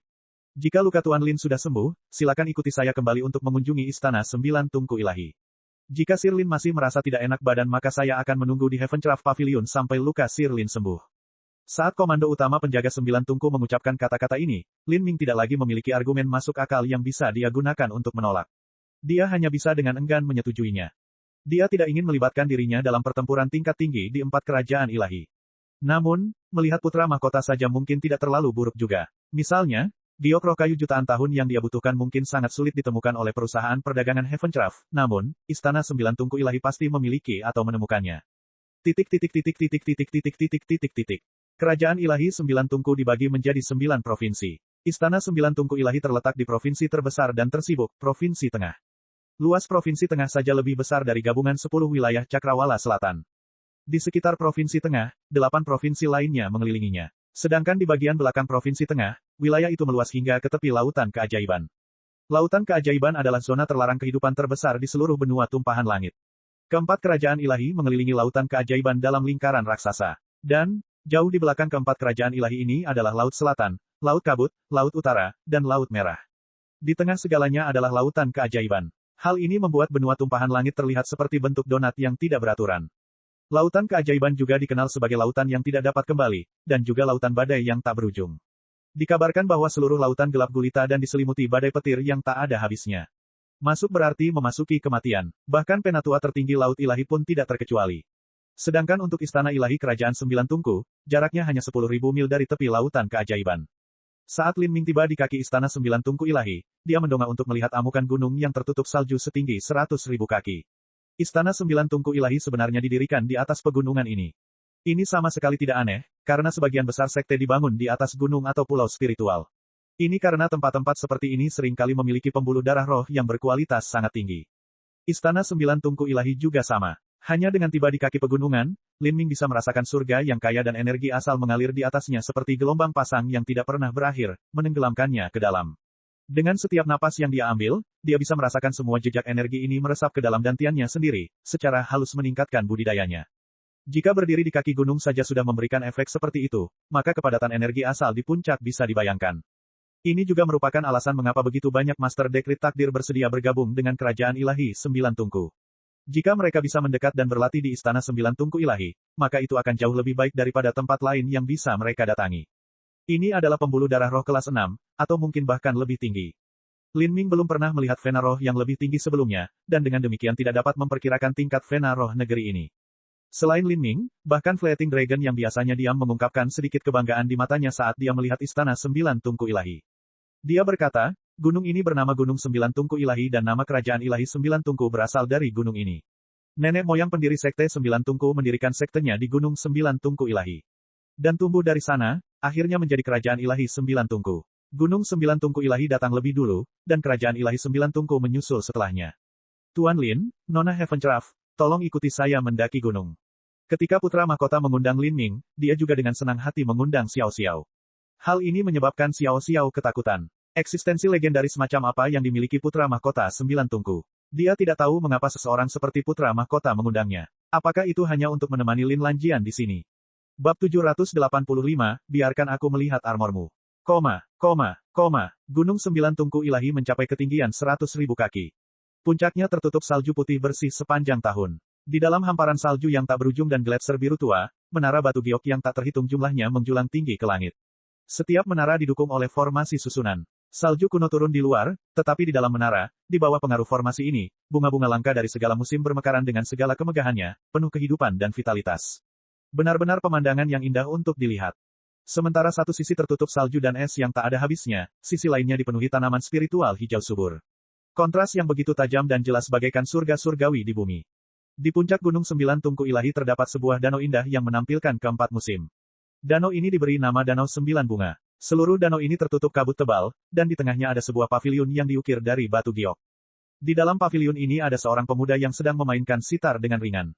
Melodi sitar yang berdentam di udara enak didengar. Di Danau Sembilan Bunga, teratai salju bermekaran di mana-mana. Saat pemuda tampan seperti batu giok ini memainkan sitarnya, dia tampak lebih murni dan lebih tinggi dari seorang wanita, seolah-olah dia adalah makhluk abadi yang turun dari surga. Ketika pemuda itu melihat Lin Ming dan Xiao Xiao tiba, dia tersenyum tipis, "Saudara Lin, selamat datang di Kerajaan Ilahi Sembilan Tungku sebagai tamu terhormat saya." Anehnya, suara pemuda itu memiliki nada yang menyenangkan, itu membuat seseorang merasa sangat nyaman mendengarkannya. Apakah dia putra mahkota Sembilan Tungku? Putra mahkota Kerajaan Ilahi di depannya benar-benar berbeda dari apa yang dia bayangkan. Lin Lanjian menyapa yang mulia putra mahkota. Lin Ming hanya menangkupkan tangan di dada. Sebagai seseorang yang bukan berasal dari Kerajaan Ilahi, dia tidak perlu bersikap terlalu sopan. Saudara Lin terlalu sopan. Yang Yun juga menangkupkan tangan di dada. Ini adalah pertukaran ritual dari generasi yang sama, tidak ada petunjuk tentang status putra mahkota Sembilan Tungku di belakangnya. Fleeting Dragon, pandu saudara Lin ke ruang resepsi. Saya akan segera berangkat ke sana. Ya, kata Fleeting Dragon dengan hormat. Lin Ming bisa merasakan dari rasa hormat ini bahwa putra mahkota Sembilan Tungku adalah karakter yang luar biasa. Kalau tidak, mustahil untuk dengan tulus meyakinkan master seperti Fleeting Dragon. Dantian putra mahkota Sembilan Tungku juga tertutup kabut tebal, tidak mungkin untuk melihat budidayanya. Saya mendengar bahwa Yang Yun memasuki penghancuran kehidupan pada usia 30 tahun. 10 tahun telah berlalu sekarang. Aku ingin tahu tahap penghancuran kehidupan apa yang telah dia capai sekarang. Lin Ming tidak meragukan bahwa Yang Yun bahkan bisa melompati barisan untuk bertarung. Jika demikian, maka kekuatannya sangat menakutkan. Setelah tiba di ruang resepsi, Yang Yun tiba hanya dalam waktu setengah dupa. Saat ini, dia telah mengganti pakaiannya dan sekarang mengenakan jubah emas ungu serta mahkota emas ungu. Jubah yang dikenakannya disulam dengan gambar naga emas bercakar 5. Disadari atau tidak, dia memancarkan aura mulia di sekelilingnya yang membuat orang lain ingin bertekuk lutut dan memujanya. Aura semacam ini yang membuat seseorang ingin bersujud di hadapannya disebut nafas raja yang legendaris. Yang disebut nafas raja ini mirip dengan medan gaya, satu-satunya perbedaan adalah intensitasnya jauh lebih lemah. Bagi seorang seniman bela diri setingkat Lin Ming, aura semacam ini sama sekali tidak ada gunanya. Tapi Xiao Xiao berbeda. Dia merasakan tekanan besar hanya dengan berdiri di depan Yang Yun. Yang Yun yang sebelumnya tampan dan halus seperti batu giok kini telah tumpang tindih dengan Yang Yun saat ini yang melepaskan nafas raja. Tidak mungkin membedakan mana Yang Yun yang asli. Yang Yun menyadari bahwa kulit Xiao Xiao memucat. Dia dengan lembut tersenyum padanya dan kemudian dengan sengaja menahan energinya. Xiao Xiao segera merasakan tekanan di tubuhnya mereda dan wajahnya kembali memerah. Saya minta maaf Nona Heavencraft. Cui, tolong seduh sepoci teh giok untuk Nona Heavencraft. Beberapa kata terakhir diucapkan kepada seorang pelayan istana. Xiao Xiao tersenyum penuh terima kasih, tersanjung bahwa seseorang seperti Yang Yun akan peduli pada orang tidak penting seperti dia. Mengenai teh giok, sebagai nyonya muda perusahaan perdagangan Heavencraft, Xiao Xiao sangat menyadari apa itu. Itu adalah teh dengan atribut yin yang sangat berharga. Dikatakan bahwa jika seorang wanita fana meminum secangkir minuman tersebut, dia akan menjadi 1 tahun lebih muda, dan jika dia meminum 1 panci penuh dia akan menjadi 10 tahun lebih muda. Ini tidak berlebihan, hanya setelah menapaki jalur kultivasi barulah potensi kehidupan seseorang berkembang. Oleh karena itu, sebagai manusia fana, relatif lebih mudah untuk memperpanjang hidup mereka. Namun bagi seorang ahli bela diri, khususnya ahli bela diri penghancur kehidupan, karena telah melatih dirinya hingga batasnya, mereka harus menggali seluruh potensi hidupnya. Oleh karena itu, keinginan untuk memperpanjang hidup mereka sangatlah sulit. Pelayan bernama Cui dengan hormat menyajikan teh untuk semua orang. Penampilannya sangat indah dan dengan usianya yang masih muda dia masih memiliki budidaya alam Xiantian. Bagi gadis berbakat surgawi yang menjadi pelayan istana, ini jelas merupakan bukti warisan kerajaan ilahi 9 tungku. Dia menuangkan teh giok ke dalam cangkir teh Xiao Xiao dan juga menyajikan teh extra teh untuk Lin Ming dan putra mahkota 9 tungku. Teh jenis ini bahkan lebih berharga daripada teh giok. Itu dihasilkan dari kelopak bunga teratai es kering yang tumbuh di sekitar Danau 9 Bunga. Adapun teratai es di Danau 9 Bunga, bisa disebut harta surgawi. Putra mahkota 9 tungku tersenyum dan berkata, Saudara Lin benar-benar orang yang luar biasa. Anda baru berusia lebih dari 20 tahun namun Anda telah berhasil masuk ke halaman keputusan takdir hanya dengan budidaya inti revolving yang terlambat. Ketika saya seusia Saudara Lin, perbedaannya terlalu besar. Putra mahkota 9 tungku tersenyum sedih. Lin Ming tidak menanggapi, hanya menunggu putra mahkota 9 tungku menyatakan niatnya mengundangnya ke sini. Namun, putra mahkota 9 tungku tidak berniat melakukan hal itu. Sebaliknya, dia dan Lin Ming berbicara tentang adat istiadat dan kebijakan dari 4 kerajaan ilahi, serta menghubungkan berbagai sekte dan pengaruh besar dengannya, dan segala macam informasi aneh lainnya. Yang Yun adalah individu yang fasih dan pandai berbicara. Cara bicaranya yang menawan dan ringan, membuatnya sangat nyaman dan juga melemahkan semangat untuk berbicara. Bahkan Xiao Xiao tidak bisa tidak memiliki kesan yang baik padanya. Akhirnya, setelah 1 jam percakapan berlalu, Lin Ming bertanya, bolehkah saya bertanya mengapa Yang Mulia meminta kehadiran saya di sini? Haha, Saudara Lin tidak perlu khawatir, saya hanya ingin berteman dengan para pahlawan dunia ini. Juga, Saudara Lin, tidak perlu bersikap sopan. Tolong panggil aku Yang Yun. Kata-kata Yang Yun diucapkan dengan baik dan Lin Ming tidak berbicara lebih jauh. Kenyataannya adalah dia tahu bahwa apa yang disebut, pahlawan yang berteman di dunia ini, dan memenangkan keinginan orang-orang berarti dia merekrut orang lain untuk tujuannya sendiri. Kepintaran Yang Yun terletak pada kenyataan bahwa dia tidak menyebutkan masalah ini secara langsung. Sebaliknya, dia pertama kali ingin berteman dengan Lin Ming. Teman dulu, pemimpin setelahnya. Jika tidak, akan terlalu mudah untuk diubah pada awalnya. Meskipun Lin Ming telah menebak niat sebenarnya Yang Yun, dia tetap tidak menolaknya. Keahlian saudara yang dalam bidang seni rupa dan keahlian militer terkenal di seluruh dunia. Di masa depan, kemungkinan besar Anda akan menjadi kaisar ilahi yang tak tertandingi. Sungguh menyanjung bagi saudara yang sangat menghargai saya. Haha, kakak Lin terlalu rendah hati. Saya ingin tahu dari kekuatan mana saudara Lin berasal. Dengan bakat saudara Lin, saya khawatir Anda akan menjadi tokoh dikdaya teratas di benua tumpahan langit di masa depan. Ketika saatnya tiba, saya mungkin perlu mengandalkan saudara Lin. Kedua pemuda itu saling memuji. Lin Ming tersenyum, tidak menanggapi pertanyaan Yang Yun tentang latar belakangnya. Sebagai tanggapan, Yang Yun dengan bijaksana tidak bertanya lagi. Saudara Lin, saya kebetulan mengundang beberapa elit muda yang luar biasa dari benua tumpahan langit ke sini hari ini untuk jamuan makan di Danau 9 Bunga. Apakah saudara Lin ingin bergabung dengan saya ke danau dan berbagi anggur sambil bertemu dengan para pahlawan dunia ini? Untuk dianggap sebagai elit muda yang luar biasa oleh Yang Yun, mereka harus memiliki kebanggaan surga yang paling luar biasa di seluruh benua tumpahan langit. Kekuatan dan bakat mereka tidak hanya luar biasa, tetapi mereka juga harus sangat berpengaruh. Misalnya, penerus sekte besar atau mungkin pangeran kerajaan ilahi yang sangat berkuasa. Lin Ming belum menjawab ketika seorang pelayan datang untuk melaporkan beberapa berita. Yang mulia, putri klan putih telah tiba. Oh. Kalau begitu aku akan segera pergi menjemputnya. Kakak Lin, bagaimana kalau ikut denganku? Baiklah. Lin Ming mengangguk. Yang Yun memang mengundang para elit muda heroik yang berdiri di puncak benua tumpahan langit. Orang-orang ini berusia antara 20-an hingga 50-an. Untuk wilayah Xiantian, seseorang yang berusia 50 tahun akan dianggap setengah baya. Namun jika seseorang bisa masuk ke alam penghancuran kehidupan di usia 30-an, maka mereka akan muncul di usia 20-an meskipun mereka berusia 50 tahun. Selain itu, pembangkit tenaga listrik penghancur kehidupan telah hidup selama ribuan tahun. Dengan demikian, pembangkit tenaga penghancur kehidupan berusia 50 tahun juga bisa dianggap sebagai generasi muda. Putri Klan Putih, Pangeran Kerajaan Peleburan Besar, dan penerus Pangeran Bintang 7, masing-masing adalah tokoh terkemuka. Misalnya, Putri Klan Putih itu. Yang disebut Klan Putih adalah klan keluarga yang tinggal di perbatasan Kerajaan Ilahi Sembilan Tungku di dunia tersembunyi. Klan keluarga ini memiliki garis keturunan yang sangat istimewa, mereka memiliki segel garis keturunan. Segel garis keturunan adalah kemampuan khusus yang diwarisi melalui garis keturunan klan keluarga tersebut. Kemampuan semacam ini hanya bisa diwarisi oleh keturunan langsung. 2000 tahun yang lalu, penatua tertinggi Laut Ilahi lahir di Klan Putih, sehingga mereka layak menjadi kekuatan setingkat tanah suci sejati. Dan sekarang, kepala keluarga mereka saat ini juga memiliki peluang besar untuk menerobos ke Laut Ilahi. Pada saat itu, Klan Putih mereka akan didukung oleh dua tetua tertinggi. Meski masih jauh dari kemampuan untuk menandingi 4 kerajaan ilahi, ia tetap merupakan kekuatan super yang fokus. Putri Klan Putih adalah penerus kepala keluarga di masa depan. Dengan demikian, statusnya yang menonjol bisa dibayangkan. Tidak banyak yang bisa dikatakan tentang Pangeran Kerajaan Peleburan Agung. Dia sudah mendapatkan reputasi yang mirip dengan Putra Mahkota Sembilan Tungku sejak lama. Di dalam Kerajaan Ilahi Peleburan Sublime, gelar Putra Mahkota adalah posisi kosong. Saat ini, ada beberapa pesaing kuat yang bersaing untuk mendapatkan kursi ini, dan Pangeran Peleburan Agung ini adalah salah satunya. Dia saat ini berusia 45 tahun dan juga mendapat peringkat dalam dekrit takdir. Meskipun kekuatan gabungan dari bawahannya lebih lemah dari Yang Yun, dia masih sangat menakutkan. Sedangkan untuk 7 pangeran penerus Pangeran Agung, statusnya sedikit lebih miskin. Namun, kakeknya berada di peringkat 2 pusat kekuatan Laut Ilahi di seluruh Kerajaan Ilahi Bintang 7. Status kakek itu benar-benar menakutkan. Jika para tetua tertinggi Laut Ilahi lainnya bertemu dengannya, bahkan mereka harus menyambutnya seolah-olah mereka adalah seorang junior. Kelompok orang ini terdiri dari beberapa karakter paling terkenal di benua tumbuhan langit, para pangeran di antara para pangeran. Karena Xiao Xiao menemani Lin Ming, dia juga mengikutinya ke jamuan makan ini. Saat dia menghadapi kerumunan anak muda yang berdiri di puncak benua tumpahan langit, bahkan dia, yang dia rasa duniawi dan telah melihat dunia besar, merasa terengah-engah.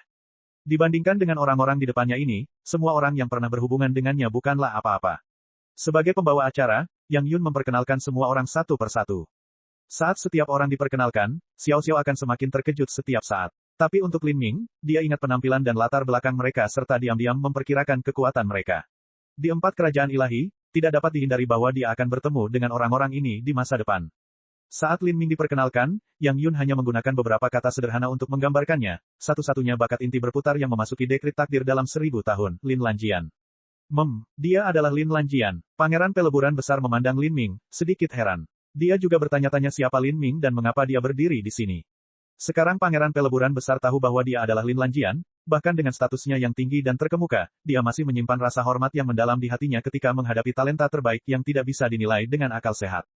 Kamu adalah Lin Lanjian. Di pavilion, seorang pemuda berpakaian hitam berdiri. Dia adalah Pangeran Kerajaan Ilahi Asura.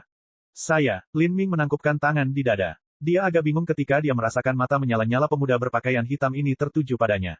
Masalah apa yang orang ini hadapi dengannya? Apakah itu ada hubungannya dengan Corsmancer? Atau apakah orang ini adalah salah satu orang gila pertempuran yang menantang setiap kelompok besar yang mereka lihat dan sekarang ingin melawannya? Namun, Lin Ming tidak pernah membayangkan bahwa pemuda berpakaian hitam ini tiba-tiba melangkah maju dan menunjuk pakaian Lin Ming.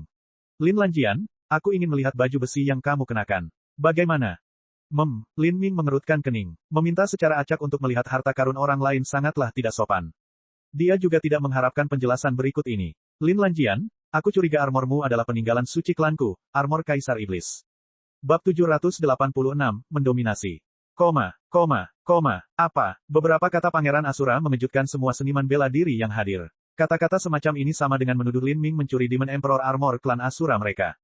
Semua elit muda heroik yang hadir telah mendengar kurang lebih tentang baju besi Lin Ming. Ketika Lin Ming dan Corsmancer bertarung, pada saat keduanya menyerang satu sama lain dengan cara bunuh diri, Lin Ming mengandalkan baju besi hitam ini untuk memblokir serangan terakhir Corsmancer. Jika tidak, talenta terbaik abadi ini mungkin akan binasa hari itu. Menurut Pangeran Asura ini, armor Kaisar Iblis itu awalnya milik Kerajaan Ilahi Asura. Mata semua orang beralih ke Lin Ming. Mata Lin Ming menjadi sedingin es. Armor Kaisar Iblis adalah harta karun yang diambil secara pribadi dari tungku peleburan kosmik, namun pemuda berpakaian hitam di depannya ini sebenarnya mengklaim bahwa itu adalah peninggalan suci yang hilang oleh Kerajaan Ilahi Asura dan ingin mengambilnya kembali. Bagaimana mungkin Lin Ming tidak marah dengan tuduhan palsu yang berlebihan? Kamu bilang kalau armorku milik kerajaan ilahi Asura milikmu. Bukti apa yang kamu punya? Lin Ming perlahan berdiri, suaranya terdengar agak dingin. Faktanya, Lin Ming sudah berpikir bahwa ada hubungan antara kerajaan ilahi Asura dan benua iblis suci. Kerajaan ilahi Asura mengembangkan jalur iblis, dan Corsmancer juga memiliki boneka iblis raksasa yang berasal dari kerajaan ilahi Asura. Dari sini saja sudah terlihat bahwa kerajaan ilahi Asura pasti memiliki anggota ras iblis raksasa yang berasal dari benua iblis suci. Pemuda berpakaian hitam mencemooh Lin Ming dengan jijik, bukti. Apakah menurutmu sebagai pangeran kerajaan ilahi Asura yang mulia, aku benar-benar akan melontarkan tuduhan palsu terhadapmu? Bahkan manusia biasa pun tahu bahwa Kaisar Iblis Agung pertama adalah kepercayaan kerajaan ilahi Asura dan Raja Berdaulat generasi pertama.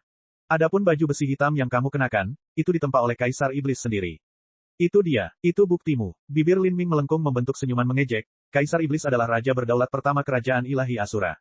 Dari ingatannya, Lin Ming tahu bahwa sekte yang didirikan Kaisar Iblis di benua tumpahan langit adalah Istana Kekaisaran Dewa Iblis di Laut Selatan. Tapi Istana Kekaisaran Dewa Iblis dihancurkan setelahnya dan Kaisar Iblis naik ke alam para dewa. Dia sama sekali tidak pernah mendirikan kerajaan ilahi Asura apapun. Dan hal yang paling penting adalah Kaisar Iblis ada 70,000 sampai 80,000 tahun yang lalu. Bagaimana mungkin dia bisa menjadi Raja Berdaulat pertama kerajaan ilahi Asura? Saat Pangeran Asura melihat senyum mengejek Lin Ming, dia menjadi marah. Kamu pikir kamu ini siapa? Apakah kamu berani mengejek kerajaan ilahi Asuraku? Saat dia berbicara, Pangeran Asura melepaskan niat membunuh yang kental. Suhu di seluruh paviliun diturunkan hingga angin dingin bertiup ke seluruh penjuru. Lin Ming tetap bergeming. Memang ada beberapa orang yang membuatnya khawatir di sini, terutama putra mahkota 9 tungku, Yang Yun. Dapat dikatakan bahwa dia tidak dapat diduga. Namun Pangeran Asura tidak termasuk dalam kelompok itu. Pangeran Asura ini baru berusia sekitar 30 tahun, dia bukan siapa-siapa. Berapa tahun sejarah kerajaan Asura ilahimu? Tahukah kamu sudah berapa lama Kaisar Iblis ada? Mendengar pertanyaan Lin Ming, wajah Pangeran Asura bersinar dengan bangga dan jijik. Meskipun dia menatap Lin Ming, dia bahkan tidak melihatnya sama sekali seolah-olah dia hanyalah udara. Kaisar Iblis adalah karakter yang hidup 70.000 tahun yang lalu. Kerajaan ilahi Asura saya secara resmi didirikan hanya 12.000 tahun yang lalu, tetapi sebelumnya kerajaan ilahi Asura saya sebenarnya adalah sekte tersembunyi selama 70.000 tahun. Kami adalah sekte paling kuno di seluruh benua tumpahan langit, tidak ada yang lain. Saat Pangeran Asura mengucapkan kata-kata ini, Yang Yun tampak sangat tenang tanpa ekspresi sama sekali. Tapi Pangeran Peleburan Agung mengerutkan kening, jelas tidak mau mengakui hal ini. Meskipun belum ada rekaman bayangan pertarunganmu dengan Corsmancer, namun kerajaan ilahi Asura milikku mampu menggunakan teknik khusus untuk menyelidiki ingatan para penonton. Armor Kaisar Iblismu memiliki karakteristik khusus yang secara eksplisit dijelaskan dalam teks kuno kerajaan ilahi Asura milikku. Penampilan dan sifatnya sepenuhnya sesuai dengan deskripsi. Pada titik ini saja saya tidak akan sepenuhnya yakin bahwa armor yang Anda kenakan adalah Demon Emperor Armor, lagi pula, itu mungkin replika. Tapi bukti terpenting yang kumiliki adalah Demon Emperor Armormu tidak memiliki cermin pelindung jantungnya, dan cermin pelindung jantung itu ada dalam kepemilikan kerajaan ilahi Asura milikku. Saat Pangeran Asura berbicara, dia mengeluarkan cakram logam hitam dari cincin spasialnya, ini adalah cermin pelindung hati Kaisar Dewa Iblis. Semuanya, ini adalah replika cermin pelindung hati Demon Emperor Armor milik kerajaan ilahi Asura milikku. Lin Lanjian, apakah kamu berani menunjukkan baju besi yang kamu kenakan dan biarkan kami semua melihat apakah kamu kehilangan cermin pelindung hati?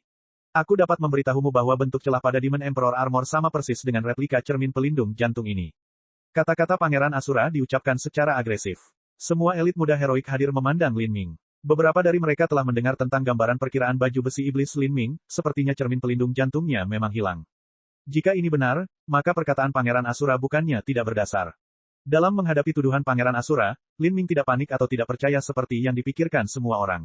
Sebaliknya, ekspresinya menunjukkan ketegasan yang dingin, seolah-olah semua yang dikatakan Pangeran Asura tentang cermin pelindung hati tidak penting sama sekali. Apakah kamu tidak mendengarku? Pangeran Asura mengambil langkah maju dengan ganas dan mengeluarkan tombak panjang yang sangat dingin dari cincin spasialnya. Yang Yun berdiri saat ini, Si Tucuan, semua orang di sini hari ini adalah tamu yang saya undang secara pribadi. Perjamuan 9 bunga ini adalah pertemuan para elit muda yang menakjubkan dari seluruh dunia. Apakah kamu berencana membuat keributan di perjamuan 9 bungaku? Kata-kata Yang Yun tidak membawa momentum apapun, tetapi masih memberikan perasaan takut yang tak bisa dijelaskan. Bahkan Pangeran Asura pun merasa agak takut. Pada saat ini, seniman bela diri berpakaian hitam lainnya berdiri dan berkata, Yang Mulia Putra Mahkota, kami tidak berniat menimbulkan konflik apapun di perjamuan ini. Hanya saja Demon Emperor Armor Kerajaan Ilahi Asura milikku benar-benar hilang 12.000 tahun yang lalu. Kerajaan Ilahi Asura saya membuka alam mistik Kaisar Iblis yang ditinggalkan oleh Kaisar Iblis untuk mengambil harta langka yang dia simpan di sana. Namun, Karena mata-mata yang tergabung dalam sekte kami, beberapa pencuri pengecut berhasil menyelinap masuk dan mengambil sebagian dari warisan dan harta kami. Saya curiga Demon Emperor Armor ini adalah salah satunya. Ini adalah peninggalan suci yang sangat penting dari kerajaan ilahi saya, kita harus memulihkannya dengan segala cara. Seniman bela diri yang berbicara juga berasal dari kerajaan ilahi Asura, seorang penerus Pangeran Agung. Meskipun dia tidak lagi terputus dari warisan keturunan langsung, dia masih sangat peduli dengan Demon Emperor Armor. Menurut catatan kuno, Demon Emperor Armor yang lengkap tidak hanya dapat bertahan dari serangan tetapi juga meningkatkan kekuatan dan esensi sejati seniman bela diri, memainkan efek hantu dan tak terduga dalam pertempuran. Selain itu, Lin Ming bahkan mungkin memiliki metode budidaya atau warisan Kaisar Iblis lainnya.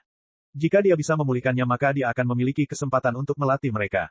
Seniman bela diri berpakaian hitam berbicara kepada Yang Yun dan kemudian menoleh ke Lin Ming, Lin Lanjian, kami tidak akan menyelidiki bagaimana Anda bisa mendapatkan Demon Emperor Armor itu selama Anda mengembalikannya kepada kami. Faktanya, kami tidak hanya tidak akan menggali masa lalu Anda tetapi kami juga akan memberi Anda beberapa hadiah sebagai rasa terima kasih. Kami yakin pahlawan muda Lin pasti tidak mengetahui bahwa armor Kaisar Iblis berasal dari warisan utama kerajaan ilahi Asura milikku. Penerus agung kerajaan ilahi Asura sudah merasa bahwa dia cukup murah hati. Jika Lin Ming tahu batasannya maka dia harus mundur sekarang. Tapi di saat berikutnya, respon Lin Ming hampir menyebabkan paru-parunya meledak dalam jangkauannya.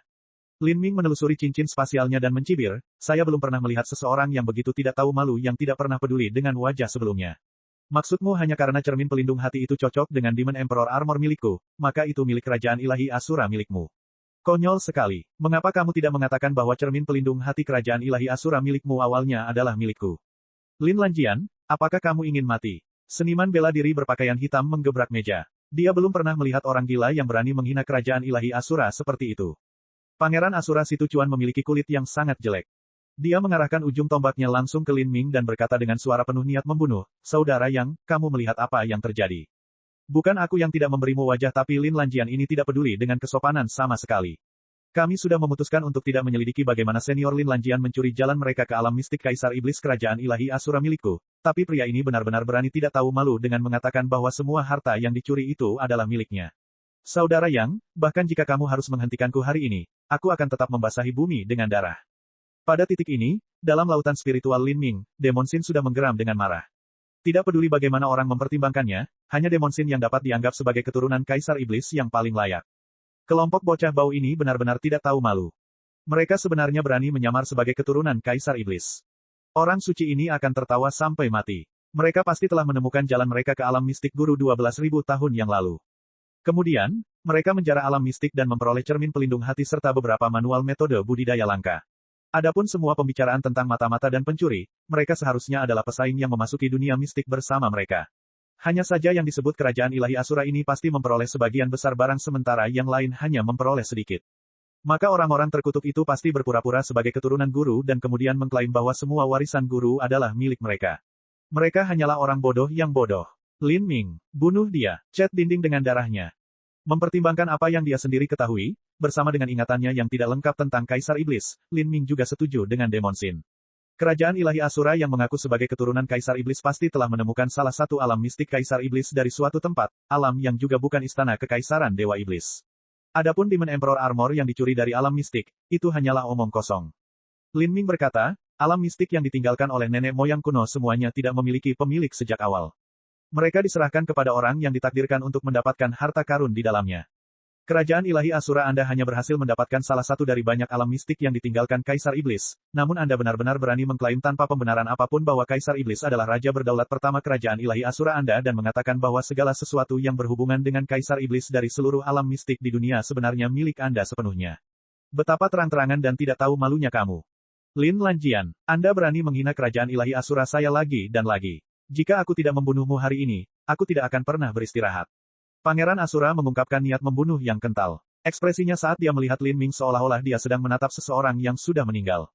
Lin Ming sangat menyadari bahwa kata-kata selanjutnya tidak ada gunanya. Dia mengeluarkan tombak merah dari cincin spasialnya dan dengan dingin berkata, jika kamu ingin bertarung maka ayo bertarung, jangan buang waktuku. Bagus, kamu benar-benar gila, Lin Lanjian, karena kamu sangat ingin mati maka biarkan aku membantumu. Saudara Yang, Anda telah mendengar bahwa Lin Lanjian tidak menentang pertempuran ini. Karena itu tidak bisa digambarkan sebagai merusak perjamuan 9 bungamu. Saat Situcuan berbicara, bibirnya melengkung membentuk senyuman kejam. Dia sudah memutuskan untuk membunuh Lin Ming di sini dan mengambil Demon Emperor Armor. Ini akan menjadi pencapaian luar biasa baginya. Jika dia menggunakan teknik pencarian jiwa dia bahkan mungkin bisa menemukan jejak warisan Kaisar Iblis lainnya dari Lin Ming.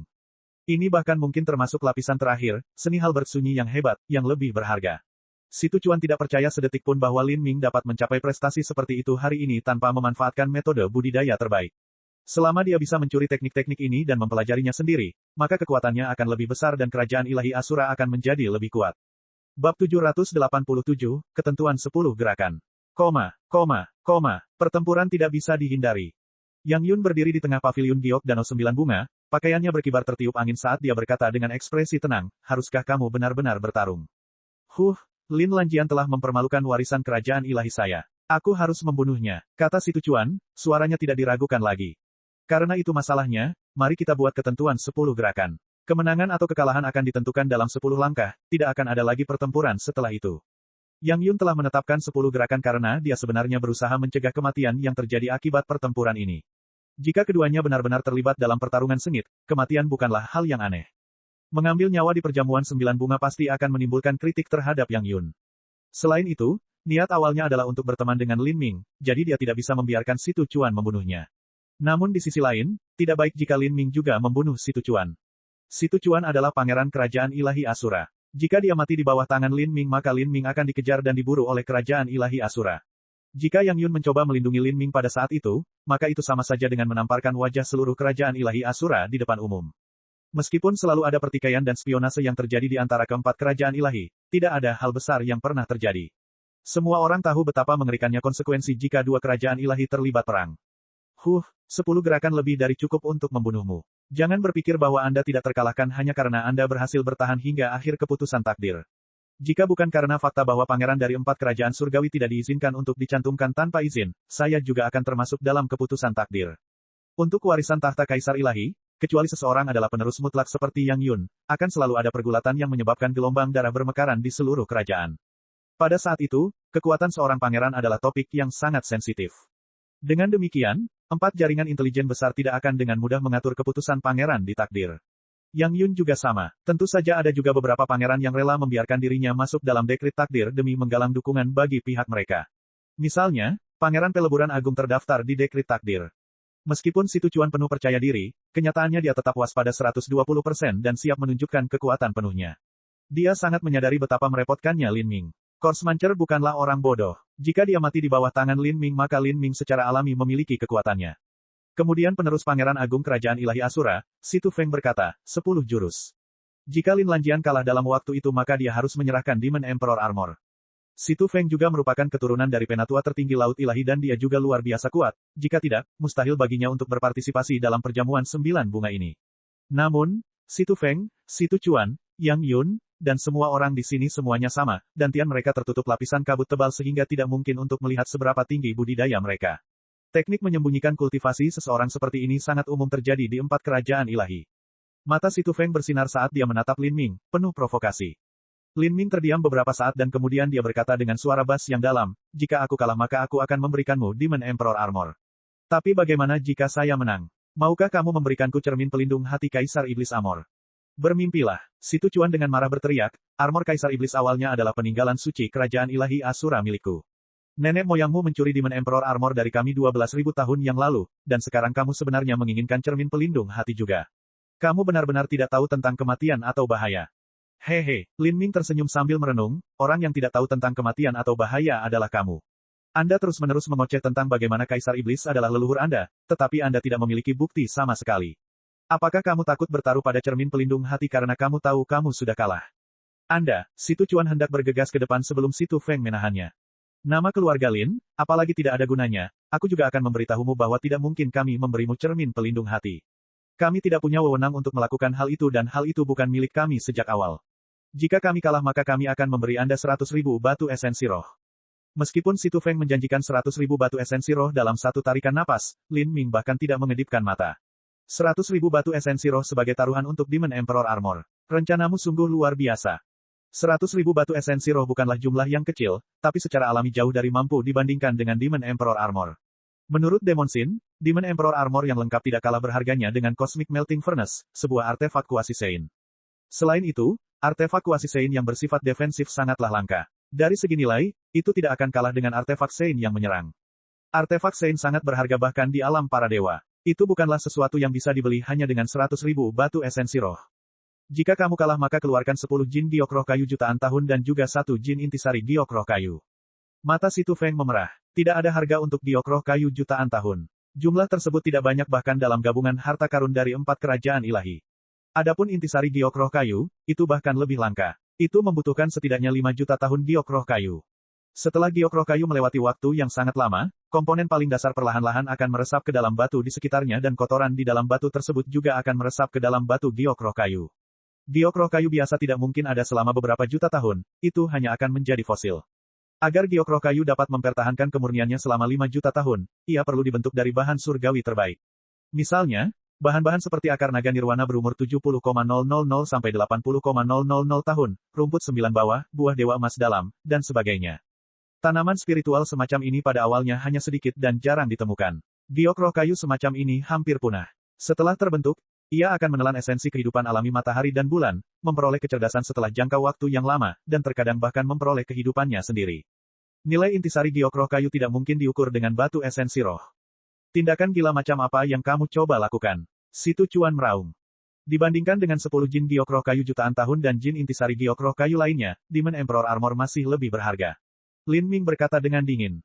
Si Tu Chuan tertawa seperti orang gila yang mengidam, saya pikir Anda salah memahami situasinya. Anda tidak memiliki kualifikasi untuk mendiskusikan kondisi dengan kami. Jika kerajaan ilahi Asuraku ingin menghancurkanmu maka kami dapat menghancurkanmu seperti semut. Oh, maka tidak ada yang perlu dibicarakan. Temui saya lagi ketika Anda punya nyali untuk bertaruh. Lin Ming mulai menyingkirkan tombaknya. Jika Si Tu Chuan dan Si Tu Feng tidak berani bertaruh maka mereka tidak akan bisa mengambil kembali Demon Emperor Armor. Bagaimana Si Tu Chuan yang biasanya angkuh dan angkuh bisa menerima hinaan seperti itu? Aku khawatir kamu tidak akan hidup lagi. 10 jin giok roh kayu jutaan tahun dan 1 jin intisari giok roh kayu. Aku akan mengambil nyawamu dalam 10 langkah. Si Tu Chuan sudah tidak sabar melompat keluar. Dia mengarahkan tombak panjangnya ke Lin Ming dan berkata, aku akan menggunakan darahmu sebagai pengorbanan untuk Demon Emperor Armor. Astaga, dengan suara gemerisik yang keras, ratusan segel merah mulai berputar di sekitar ujung tombak Si Tu Chuan. Ini semua adalah segel peminum darah. Seni halberd yang hebat. Lin Ming sedikit terkejut dan kemudian segera lega. Saat dia pertama kali masuk ke istana kekaisaran Dewa Iblis, dia belum bisa menemukan seni halberd yang hebat. Seni tombak besar yang sunyi, yang dia tahu adalah metode penanaman lengkap yang diambil dari pecahan jiwa Kaisar Iblis. Sekarang sepertinya slip giok yang berisi, seni tombak besar yang sunyi, disimpan di situs reruntuhan kuno lainnya, dan situs ini telah diperoleh oleh kerajaan ilahi Asura. Astaga, astaga, astaga, dengan suara siulan yang keras, beberapa ratus segel merah dengan cepat berputar di sekitar tombak panjang itu. Lin Ming akrab dengan semua gerakan ini. Di masa lalu, dia pernah mencoba melangkah ke jalur pembantaian. Namun, dia akhirnya membuktikan bahwa jalan yang dilalui orang lain belum tentu cocok untuknya. Hanya dengan menempuh jalannya sendiri barulah dia bisa bergerak menuju puncak semua seni bela diri. Lin Ming akhirnya mengambil Great Desolate Halberd Art, serta beberapa teknik berbeda lainnya, menggunakannya sebagai landasan. Setelah memahami Great Desolate Halberd Art, dan memadukan konsep ruang, konsep guntur, serta konsep api, ia mampu menciptakan jurus-jurus seperti mengejar matahari, mengejar guntur, menembus pelangi, dan mengubur. Surga, bagi Lin Ming, kekuatan dari kemampuan ini jauh lebih kuat daripada seni Halberd Desolate hebat yang murni. Biarkan aku merasakan seni halberd yang hebat milikmu. Mata Lin Ming bersinar dengan semangat juang yang cemerlang. Dia ingin mengetahui betapa kuatnya teknik bertarung Kaisar Iblis yang terkenal itu jika berada di tangan seniman bela diri jalur iblis murni.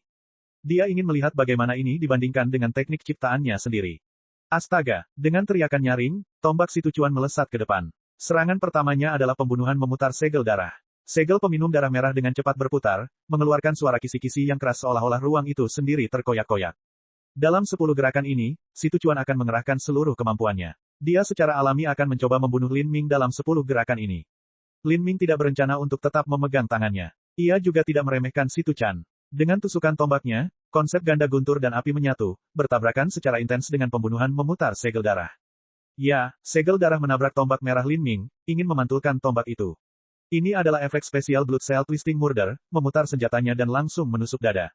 Lin Ming sudah menduga ini. Dia menuangkan semangat bertarungnya ke dalam batang tombaknya, konsep Thunder Fire meletus. Bang! Sebuah suara memenuhi udara seperti sambaran petir surgawi yang menghantam bumi. Gelombang udara yang mengerikan menyapu segala arah. Meskipun paviliun Danau 9 Bunga dilindungi oleh formasi susunan tersembunyi, formasi susunan ini masih berderit dan bergetar seperti perahu kecil di lautan berombak. Ombak besar muncul di Danau 9 Bunga yang dulunya tenang. Jika teratai es yang mengapung di danau tidak memiliki perlindungan formasi susunan maka mereka mungkin akan hancur menjadi abu terbang karena ledakan energi yang dahsyat. Yang Yun terlihat sama, tapi Lin Ming sebenarnya tahu betapa berharganya teratai es ini. Semuanya sebanding dengan materi surgawi. Setelah formasi susunannya rusak, kerugiannya akan sangat besar. Dengan ketukan jari kakinya, Lin Ming melompat dari platform batu giok dan terbang menuju pegunungan bersalju. Pada saat ini, Si Tujuan telah lama diliputi kemarahan yang luar biasa, matanya merah padam seperti orang gila.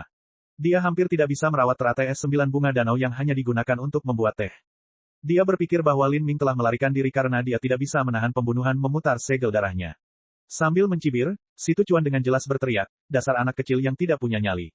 Kemana kamu lari? Serangan tombak purba. Dengan tusukan tombaknya, segel peminum darah berputar, menciptakan badai merah yang berputar.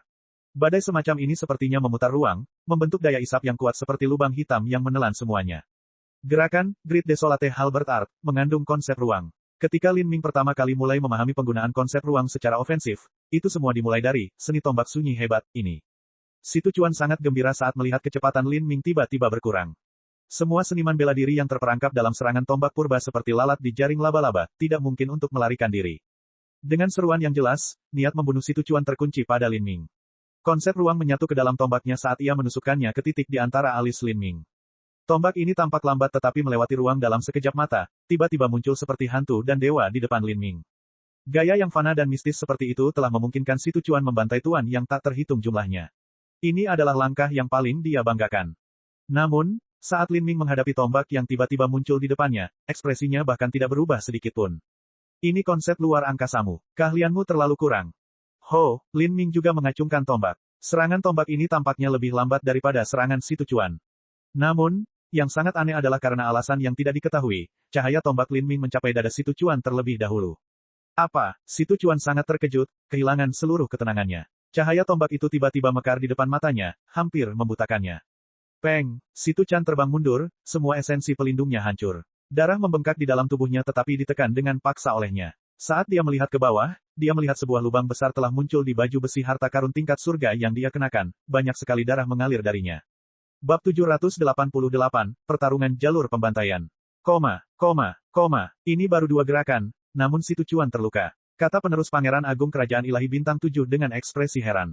Meskipun kekuatan setiap pangeran dirahasiakan, persaingan keempat kerajaan ilahi satu sama lain terlalu sengit. Si Tujuan adalah salah satu dari beberapa pangeran penting kerajaan ilahi Asura, jadi tidak dapat dihindari bahwa ia akan berada di bawah pengawasan ketat dari semua jaringan intelijen yang ada. Meskipun tidak diketahui sejauh mana kekuatan sebenarnya yang dicapainya, orang-orang masih dapat memperkirakan secara kasar. Bagaimanapun, Si Tujuan adalah salah satu pangeran yang akan bersaing memperebutkan tahta tertinggi kerajaan ilahi Asura di masa depan, bakat alaminya tidak dapat disangkal. Pada usia 30 tahun, dia sekarang seharusnya sudah bisa mendapat peringkat di dekrit takdir. Meskipun tidak diketahui siapa yang lebih kuat antara dia dan Lin Ming, perbedaan kemampuan mereka seharusnya tidak terlalu besar. Bukan hanya penerus Pangeran Agung Bintang 7 yang memikirkan hal ini, tetapi bahkan Pangeran Kerajaan Peleburan Besar pun merasa ini terlalu luar biasa. Saat ini, Yang Yun dengan tenang meminum teh sambil berkata, bukannya perbedaan kekuatan mereka terlalu besar, tapi perbedaan pemahaman mereka tentang konsep ruang terlalu besar. Tadi, langkah itu hanyalah perbandingan konsep ruang siapa yang lebih berhasil. Si Tujuan berpikir bahwa ia akan mampu mendapatkan keuntungan dengan menggabungkan konsep luar angkasa ke dalam serangannya, namun ia tidak pernah menyangka bahwa pencapaian lawannya dalam konsep luar angkasa bahkan lebih tinggi lagi. Dia meremehkan lawannya dan mendapat pukulan karenanya. Cederanya disebabkan oleh fakta bahwa dia tidak siap secara mental sebelumnya. Saat ini, Si Tujuan merasa sangat malu dan berduka. Konsep luar angkasa adalah konsep kerajaan Asura ilahi mereka yang paling terkenal. Itu dicatat dalam seni tombak besar yang sunyi, dan merupakan sesuatu yang hanya bisa dipelajari oleh keturunan keluarga kerajaan situ. Konsep luar angkasa dikenal sebagai salah satu konsep yang paling sulit dan kuat serta dikenal sebagai raja konsep. Seluruh klan keluarga situ mau tidak mau merasa bangga karena seluruh klan keluarga mereka dapat memanfaatkan konsep ruang. Terutama Si Tujuan, bakatnya luar biasa dan dia memiliki pemahaman yang sangat tinggi tentang konsep ruang. Bahkan Kaisar Ilahi menghargai kemampuannya. Tapi sekarang, semua kebanggaan arogan itu telah dihancurkan dengan kejam oleh Lin Ming. Anak laki-laki ini benar-benar memahami konsep ruang dan metode serangannya sepertinya mirip dengan warisan kerajaan ilahi Asura milikku. Bahkan kekuatan serangannya lebih besar. Dia benar-benar memiliki versi, Great Desolate Halberd Art, yang lebih lengkap. Si Tujuan tidak berpikir bahwa bakat Lin Ming dalam konsep ruang melebihi miliknya. Dia hanya berpikir bahwa Lin Ming harus memiliki warisan lengkap dari seni tombak besar yang sunyi. Semua hal ini seharusnya berada dalam genggaman kerajaan ilahi Asura mereka. Hanya keluarga situ kerajaan ilahi Asuraku yang layak menerima warisan ini. Tidak ada orang lain yang layak. Situ Cuan berteriak dalam hatinya. Jika dia bisa berlatih dalam seni hal bersunyi hebat, yang lengkap ini maka kekuatannya pasti akan meningkat. Mungkin saat menghadapi Yang Yun, dia bahkan mungkin tidak kewalahan oleh lingkaran cahaya menyilaukan pria itu. Saudara Situ, anggap pertandingan ini sudah selesai. Suara Yang Yun tiba-tiba terdengar. Meskipun Situ Cuan terluka karena kelalaian singkat dalam penjagaannya, cedera tetaplah cedera. Ini seharusnya hanya menjadi pertarungan persahabatan, bukan pertarungan hidup atau mati. Kalah bahkan dalam setengah langkah dianggap kalah. Saya menolak menerima ini. Situ Cuan berteriak keras, mengarahkan tombaknya ke Lin Ming. Segala sesuatu yang dipertaruhkan berhubungan dengan kehormatan kerajaan ilahi Asura miliknya, jadi bagaimana dia bisa mengakui kekalahan seperti ini? Kalau tidak, jika berita tentang kejadian hari ini menyebar, semua orang akan tahu bahwa Situ Cuan yang merajalela dan angkuh telah kalah dari seseorang yang jauh lebih muda darinya hanya dalam 2 langkah. Bukan hanya itu, namun tingkat kultivasi anak laki-laki tak berambut itu lebih rendah dari tingkatannya. Dia tidak akan menerima apapun selain cemoohan. Penetapan 10 jurus itu belum berakhir. Hanya karena aku terkejut sesaat bukan berarti aku kalah. Karena Situ Cuan bersikeras untuk menyelesaikan 10 gerakan sampai akhir, Yang Yun juga tidak berkata apa-apa lagi. Dia hanya diam-diam menatap Lin Ming. Dia tidak berpikir bahwa pemahaman Lin Ming tentang konsep ruang akan mencapai tingkat seperti itu, seolah-olah dia sendiri adalah makhluk maha kuasa. Bakat semacam ini adalah sesuatu yang belum pernah dia dengar sebelumnya, itu melampaui pemahamannya sendiri. Situ Cuan memegang tombaknya hingga rata dan auranya meledak dari tubuhnya. Dia tidak lagi berencana menggunakan konsep luar angkasa. Karena pemahamannya tentang konsep lebih rendah, dia hanya akan mempermalukan dirinya sendiri jika dia terus menggunakannya secara paksa. Menggunakannya untuk menyerang musuh adalah contoh kebodohan. Namun, Great Desolate Halberd Art masih memiliki pilar pendukung besar lainnya selain konsep ruang. Itulah pemahaman tentang jalur pembantaian. Situ Cuan tidak percaya bahwa Lin Ming juga akan melampaui dia dalam pemahaman tentang jalur pembantaian. Bang! Di bawah hasutan dari segel peminum darah, niat membunuh Situ Cuan meletus, membanjiri dan menutupi seluruh langit. Beberapa ratus anjing laut peminum darah terbang tinggi di udara seperti bintang yang sedang terbang, menutupi seluruh area saat mereka bersinar semakin merah darah. Langit di atas seluruh danau 9 bunga melonjak dengan energi. Energi hitam bergulung kemana-mana, memancarkan atmosfer yang menyesakkan. Dengan meninggalkan konsep ruang, dia akan memutuskan hal ini hanya dengan jalur pembantaian, seni Halberd yang hebat. Di paviliun batu giok di atas danau 9 bunga, beberapa elit muda yang heroik merasa sangat tidak nyaman setelah diselimuti oleh niat membunuh ini. Meskipun mereka yang diundang Yang Yun kali ini adalah semua kebanggaan surga terpilih di benua tumpahan langit, itu tidak berarti bahwa mereka terlalu kuat. Jika mereka masih terlalu muda dan budidaya mereka hanya di ranah inti berputar, kekuatan mereka akan tetap terbatas tidak peduli seberapa hebat bakat mereka. Tidak mungkin bagi mereka untuk menahan niat membunuh Situ Cuan. Niat membunuh yang begitu kuat dan segel peminum darah yang begitu tajam, Situ Cuan pasti telah membunuh banyak seniman bela diri selama beberapa tahun terakhir ini. Pangeran Peleburan Agung menghela nafas. Seseorang tidak bisa secara efektif mengumpulkan niat membunuh dengan membunuh seniman bela diri yang lebih lemah. Hanya dengan membunuh seniman bela diri di level yang sama, atau bahkan kebanggaan surga serupa lainnya, hanya dengan menyaksikan lawan yang kuat jatuh di hadapan mereka, gambaran ini akan terpatri dalam hati seseorang, menjadi keyakinan tak tergoyahkan akan kemenangan yang mampu menyapu bersih segalanya. Keyakinan semacam ini bisa dipancarkan seperti medan energi, dan jika digabungkan dengan keinginan untuk membunuh lawan, hal ini akan berubah menjadi niat membunuh. Klan keluarga Situ memang merupakan klan keluarga yang biadab dan brutal. Semua pangeran, penerus, dan anggota keluarga lainnya akan dihadapkan pada situasi berbahaya pada usia 15-16 tahun. Mereka dipaksa untuk menghancurkan binatang buas dan iblis raksasa, dan setiap anggota keluarga kerajaan yang gagal dalam ujian ini hanya akan menghadapi kematian. Ya, di dalam kerajaan ilahi Asura ada dimensi berukuran sedang yang dihuni oleh ras iblis raksasa, dibesarkan seperti babi di kandang, hanya menjadi ladang percobaan peleburan keluarga kerajaan mereka. Agar Situ Cuan memahami jalur pembantaian sedemikian rupa, itu berarti dia pasti telah menebas ratusan atau ribuan iblis raksasa di levelnya. Semua elit muda yang heroik mulai berdiskusi di antara mereka sendiri. Metode yang digunakan keempat kerajaan ilahi untuk melatih generasi berikutnya bukanlah rahasia besar. Namun, metode kerajaan ilahi Asura adalah yang paling keras, paling kejam, dan paling tidak menunjukkan belas kasihan. Bagi anggota keluarga kerajaan yang tidak memiliki bakat, nasib mereka bahkan lebih menyedihkan dibandingkan dengan rakyat jelata. Saya akan mengambil keuntungan dengan langkah ini. Situ Chan dengan tajam menatap Lin Ming. Meski dia terluka saat itu karena meremehkan lawannya, apapun alasannya, kekalahan tetaplah kekalahan. Dia telah menundukkan wajahnya untuk terus bertarung, dan jika dia tidak mampu menekan Lin Ming dan malah ditekan oleh Lin Ming, maka dia akan ditertawakan oleh orang lain. Ini bukanlah kerugian yang mampu dia tanggung, kehilangan berarti kehilangan seluruh wajah yang tersisa. Aku akan mengambil kembali kejayaan klan keluarga Situ. Dan semua warisan Kaisar Iblis juga harus dikembalikan ke klan keluarga Situku.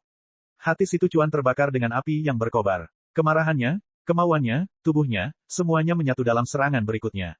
Seni Halberd yang hebat, jalur pembantaian. Dengan mengerahkan kekuatan dan esensi sejatinya secara berlebihan, Si Tucuan mencurahkan seluruh keberadaannya ke dalam serangan ini. Cahaya tombak hitam melesat keluar, merobek kekosongan saat ia bergulung menjadi awan besar energi hitam yang bergolak dan menyatu dengan ratusan segel peminum darah yang telah dilepaskan Si Tucuan. Dengan tusukan tombak ini, gunung dan sungai tampak bergetar, menciptakan serangan yang sangat menyilaukan. Kamu ingin pertikaian jalur pembantaian? Bibir Lin Ming melengkung membentuk senyuman. Meski harus kuakui aku sebenarnya tidak punya banyak bakat di jalur penyembelihan, aku masih bisa mencapai sedikit prestasi melalui kerja keras. Dari semua yang pernah dipelajari Lin Ming, prestasinya dalam konsep angin dan jalur pembantaian tidak pernah memuaskannya. Yang pertama telah menyebabkan, Raja Wali Emas menghancurkan kekosongan, milik Lin Ming kadang-kadang terhambat, dan yang terakhir membuatnya sehingga dia tidak dapat menampilkan kekuatan penuh dari segel minum darah dalam seni Halberd yang hebat. Khususnya, seiring dengan pertumbuhan kekuatan Lin Ming yang pesat, segel peminum darah tidak bisa lagi mengimbangi kekuatannya saat ini. Namun, jalur pembantaian Lin Ming bukan hanya segel minum darah. Esensi sejati berkumpul di dantiannya. Medan kekuatan Dewa Kematian dan medan kekuatan Asura meletus secara bersamaan. Bang! Energi medan gaya mengalir keluar seperti gelombang besi cair. Begitu energi hitam Si Tucuan bertabrakan dengan medan gaya Asura, energi itu benar-benar terkoyak, setengahnya segera menghilang. Apa? Saat medan kekuatan Dewa Kematian Lin Ming benar-benar terbuka hingga batasnya, bahkan Yang Yun pun terkejut. Dibandingkan dengan niat membunuh yang tersebar yang dirilis Si Tucuan, niat membunuh Lin Ming telah terkondensasi menjadi medan kekuatan sejati. Terlebih lagi, itu bukan hanya satu jenis medan gaya tetapi dua jenis. Medan kekuatan terbentuk dari niat membunuh. Lin Lanjian ini pasti tumbuh dengan menginjak mayat seniman bela diri yang levelnya atau lebih tinggi. Putri Klan Putih menghirup udara dingin. Medan gaya adalah kemampuan yang sangat langka dan Lin Ming bahkan memiliki dua jenis yang berbeda. Adapun para jenius berusia 20 tahun yang hanya memiliki budidaya inti berputar, semuanya memucat saat ditelan oleh niat membunuh ini, hampir jatuh ke tempat mereka berdiri. Kubur surga, esensi sejati melolong, konsep api dan konsep ruang menyatu. 8 gerbang tersembunyi dalam terbuka hingga batasnya dan semangat pertempuran perunggu sukses besar dituangkan ke dalam tombaknya. Apa yang digunakan Lin Ming secara mengesankan adalah Bury the Heavens, sebuah gerakan ciptaan sendiri yang dimodelkan dengan aspek terkuat dari Great Desolate Halberd Art sebagai fondasinya. Tombak merah merobek kehampaan, semua kekuatan ruang angkasa berputar menjadi badai luar angkasa. Api bintang terbakar digalvanis oleh cakar luar angkasa yang liar, berevolusi menjadi api hitam iblis. Ci. Api iblis membakar ruang, menyebabkan sejumlah besar fragmen ruang berserakan. Fragmen luar angkasa ini berfungsi sebagai pengganti segel minum darah saat mereka berputar dengan kecepatan yang menjengkelkan. Saat Si Tucuan melihat serangan sengit Lin Ming datang padanya, dia berteriak liar. Wajahnya memerah dengan warna merah darah yang tidak biasa. Apa yang dia gunakan adalah keterampilan misterius. Bagi seniman bela diri jalur iblis, keterampilan misterius yang membakar garis keturunan seseorang untuk secara paksa meningkatkan kekuatan seseorang adalah hal yang sangat umum. Tentu saja, setelah menggunakannya, seseorang harus membayar harganya. Jika efek sampingnya ringan, maka meridiannya akan rusak. Jika efek sampingnya serius, maka sumber kehidupannya akan sangat rusak. Saat ini, Si Tucuan tidak lagi punya jalan lain untuk diambil. Dia harus menang dalam langkah ini. Bang! Dua tombak bertabrakan dengan keras. Gelombang kejut esensi sejati yang liar melonjak, menghantam paviliun batu giok danau 9 bunga secara tak terkendali hingga tampaknya berada di ambang kehancuran. Beberapa elit muda inti revolving memutih, dan para seniman bela diri inti revolving awal semuanya dipaksa keluar dari tempat duduk mereka dan mundur beberapa langkah, hampir muntah darah. Ini berlanjut sampai Yang Yun, Pangeran Peleburan Besar, dan Putri Klan Putih bertindak bersama, menghalangi aliran energi yang bergejolak. Di bawah pandangan semua orang, pemandangan mengejutkan terjadi. Fragmen ruang yang berputar di sekitar tombak Lin Ming menghantam segel minum darah Si Tucuan, menghancurkannya hingga ukurannya kurang dari setengah ukuran aslinya. Kemudian, setelah menerobos cahaya tombak Si Tucuan, potensi tombak Lin Ming belum hilang. Ia membawa serta api yang berkobar dan konsep ruang yang menakutkan saat ia menyerang esensi sejati pelindung tubuh Si Tucuan. Esensi sejati tubuh Si Tucuan segera hancur dan dia terbang mundur. Hasil dari pertempuran tersebut telah melampaui ekspektasi semua orang sebelumnya. Si Tucuan telah sepenuhnya ditekan dan disalahgunakan oleh Lin Ming. Tapi bagaimana ini bisa terjadi? Ketika Lin Ming pertama kali menghadapi Coursemancer, dia menjadi pemenang hanya setelah pertempuran yang sulit. Namun kini, menghadapi Si Tucuan, ia menang dengan cukup mudah. Apakah ini berarti Si Tucuan jauh lebih rendah daripada Coursemancer? Babak 789, Rawa Hitam 8000 mil. Si Tucuan menabrak danau 9 bunga, menyebabkan air sedingin es terciprat ke langit cerah. Sebuah serangan tombak telah mengirim Si Tucuan meroket ke danau, tapi Lin Ming masih terbang tinggi di udara seolah-olah dia tidak menggunakan banyak energi sama sekali. Mengerikan sekali, saat semua orang melihat Lin Ming melayang tinggi di udara, beberapa seniman bela diri Revolving Core yang hampir batuk darah menjadi lebih pucat. Beberapa saat yang lalu, mereka merasakan kekuatan yang sangat kuat setelah tabrakan tadi. Sebenarnya, Mereka semua lebih rendah dari Si Tucuan. Meskipun Si Tucuan lebih tua dari mereka, budidayanya masih mencapai puncak tahap kedua penghancuran kehidupan. Tapi Lin Lanjian itu, usianya tidak diketahui. Mungkin usianya belum lebih dari 26 tahun. Kultivasinya hanya berada di ranah inti revolving akhir, namun kekuatannya cukup untuk sepenuhnya menekan Si Tucuan. Hal ini menyebabkan mereka semua merasa sangat frustrasi dan tidak berdaya. Ini sepertinya bukan bakat yang harus dimiliki manusia. Bukan hanya seniman bela diri Revolving Core yang terkejut, namun beberapa pangeran lainnya yang hadir juga terkejut. Lin Ming pasti akan menjadi salah satu pusat kekuatan tertinggi di benua tumpahan langit. Orang seperti itu akan mampu memiliki pengaruh yang hampir tak terbatas di seluruh benua di masa depan. Dan faktor yang paling penting adalah dia bukan anggota salah satu dari 4 kerajaan ilahi atau bawahannya. Kemungkinan masa depannya tidak terbatas. Bang! Permukaan air meletus saat Si Tucuan melonjak ke atas. Saat ini, wajahnya pucat dan rambutnya berantakan. Seluruh tubuhnya meneteskan air dan dia merasa malu. Lin Ming dengan acuh tak acuh memandang Si Tucuan. Kemampuan bertahan Si Tucuan untuk menahan serangan terlalu kuat. Meski sudah 2 kali terkena pukulan keras, sebenarnya lukanya tidak berat sama sekali. Namun, ini juga masuk akal. Great Desolate Halberd Art telah menjadi terkenal sebagai teknik pertarungan ofensif Kaisar Iblis. Tapi, awalnya tidak hanya digunakan sebagai kemampuan menyerang, tapi juga sebagai kemampuan bertahan. Segel minum darah dapat digunakan untuk menyerang dan juga bertahan.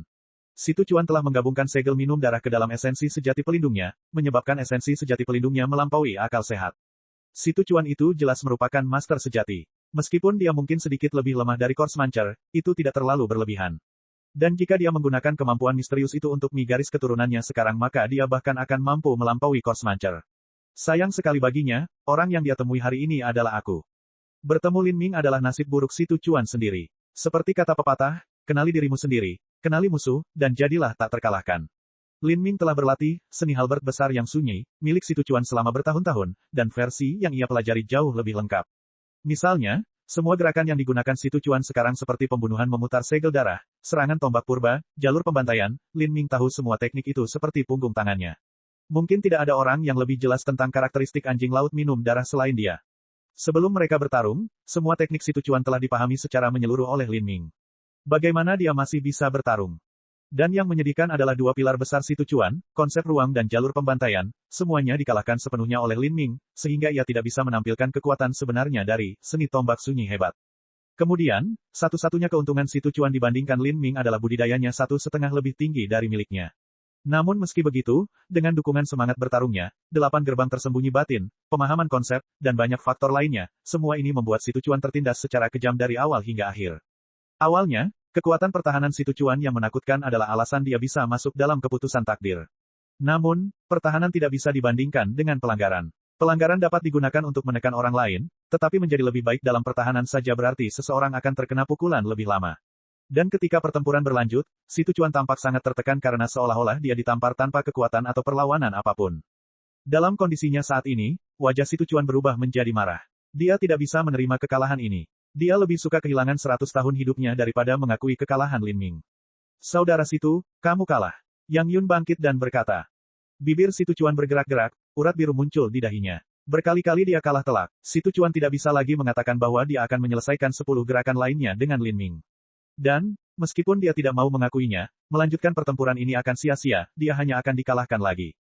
Jangan berkelahi, kami berdua bukan lawannya. Terus berjuang hanya mempermalukan diri sendiri. Transmisi suara esensi sejati terdengar di telinga Si Tucuan. Pesan ini datang dari Si Tu Feng.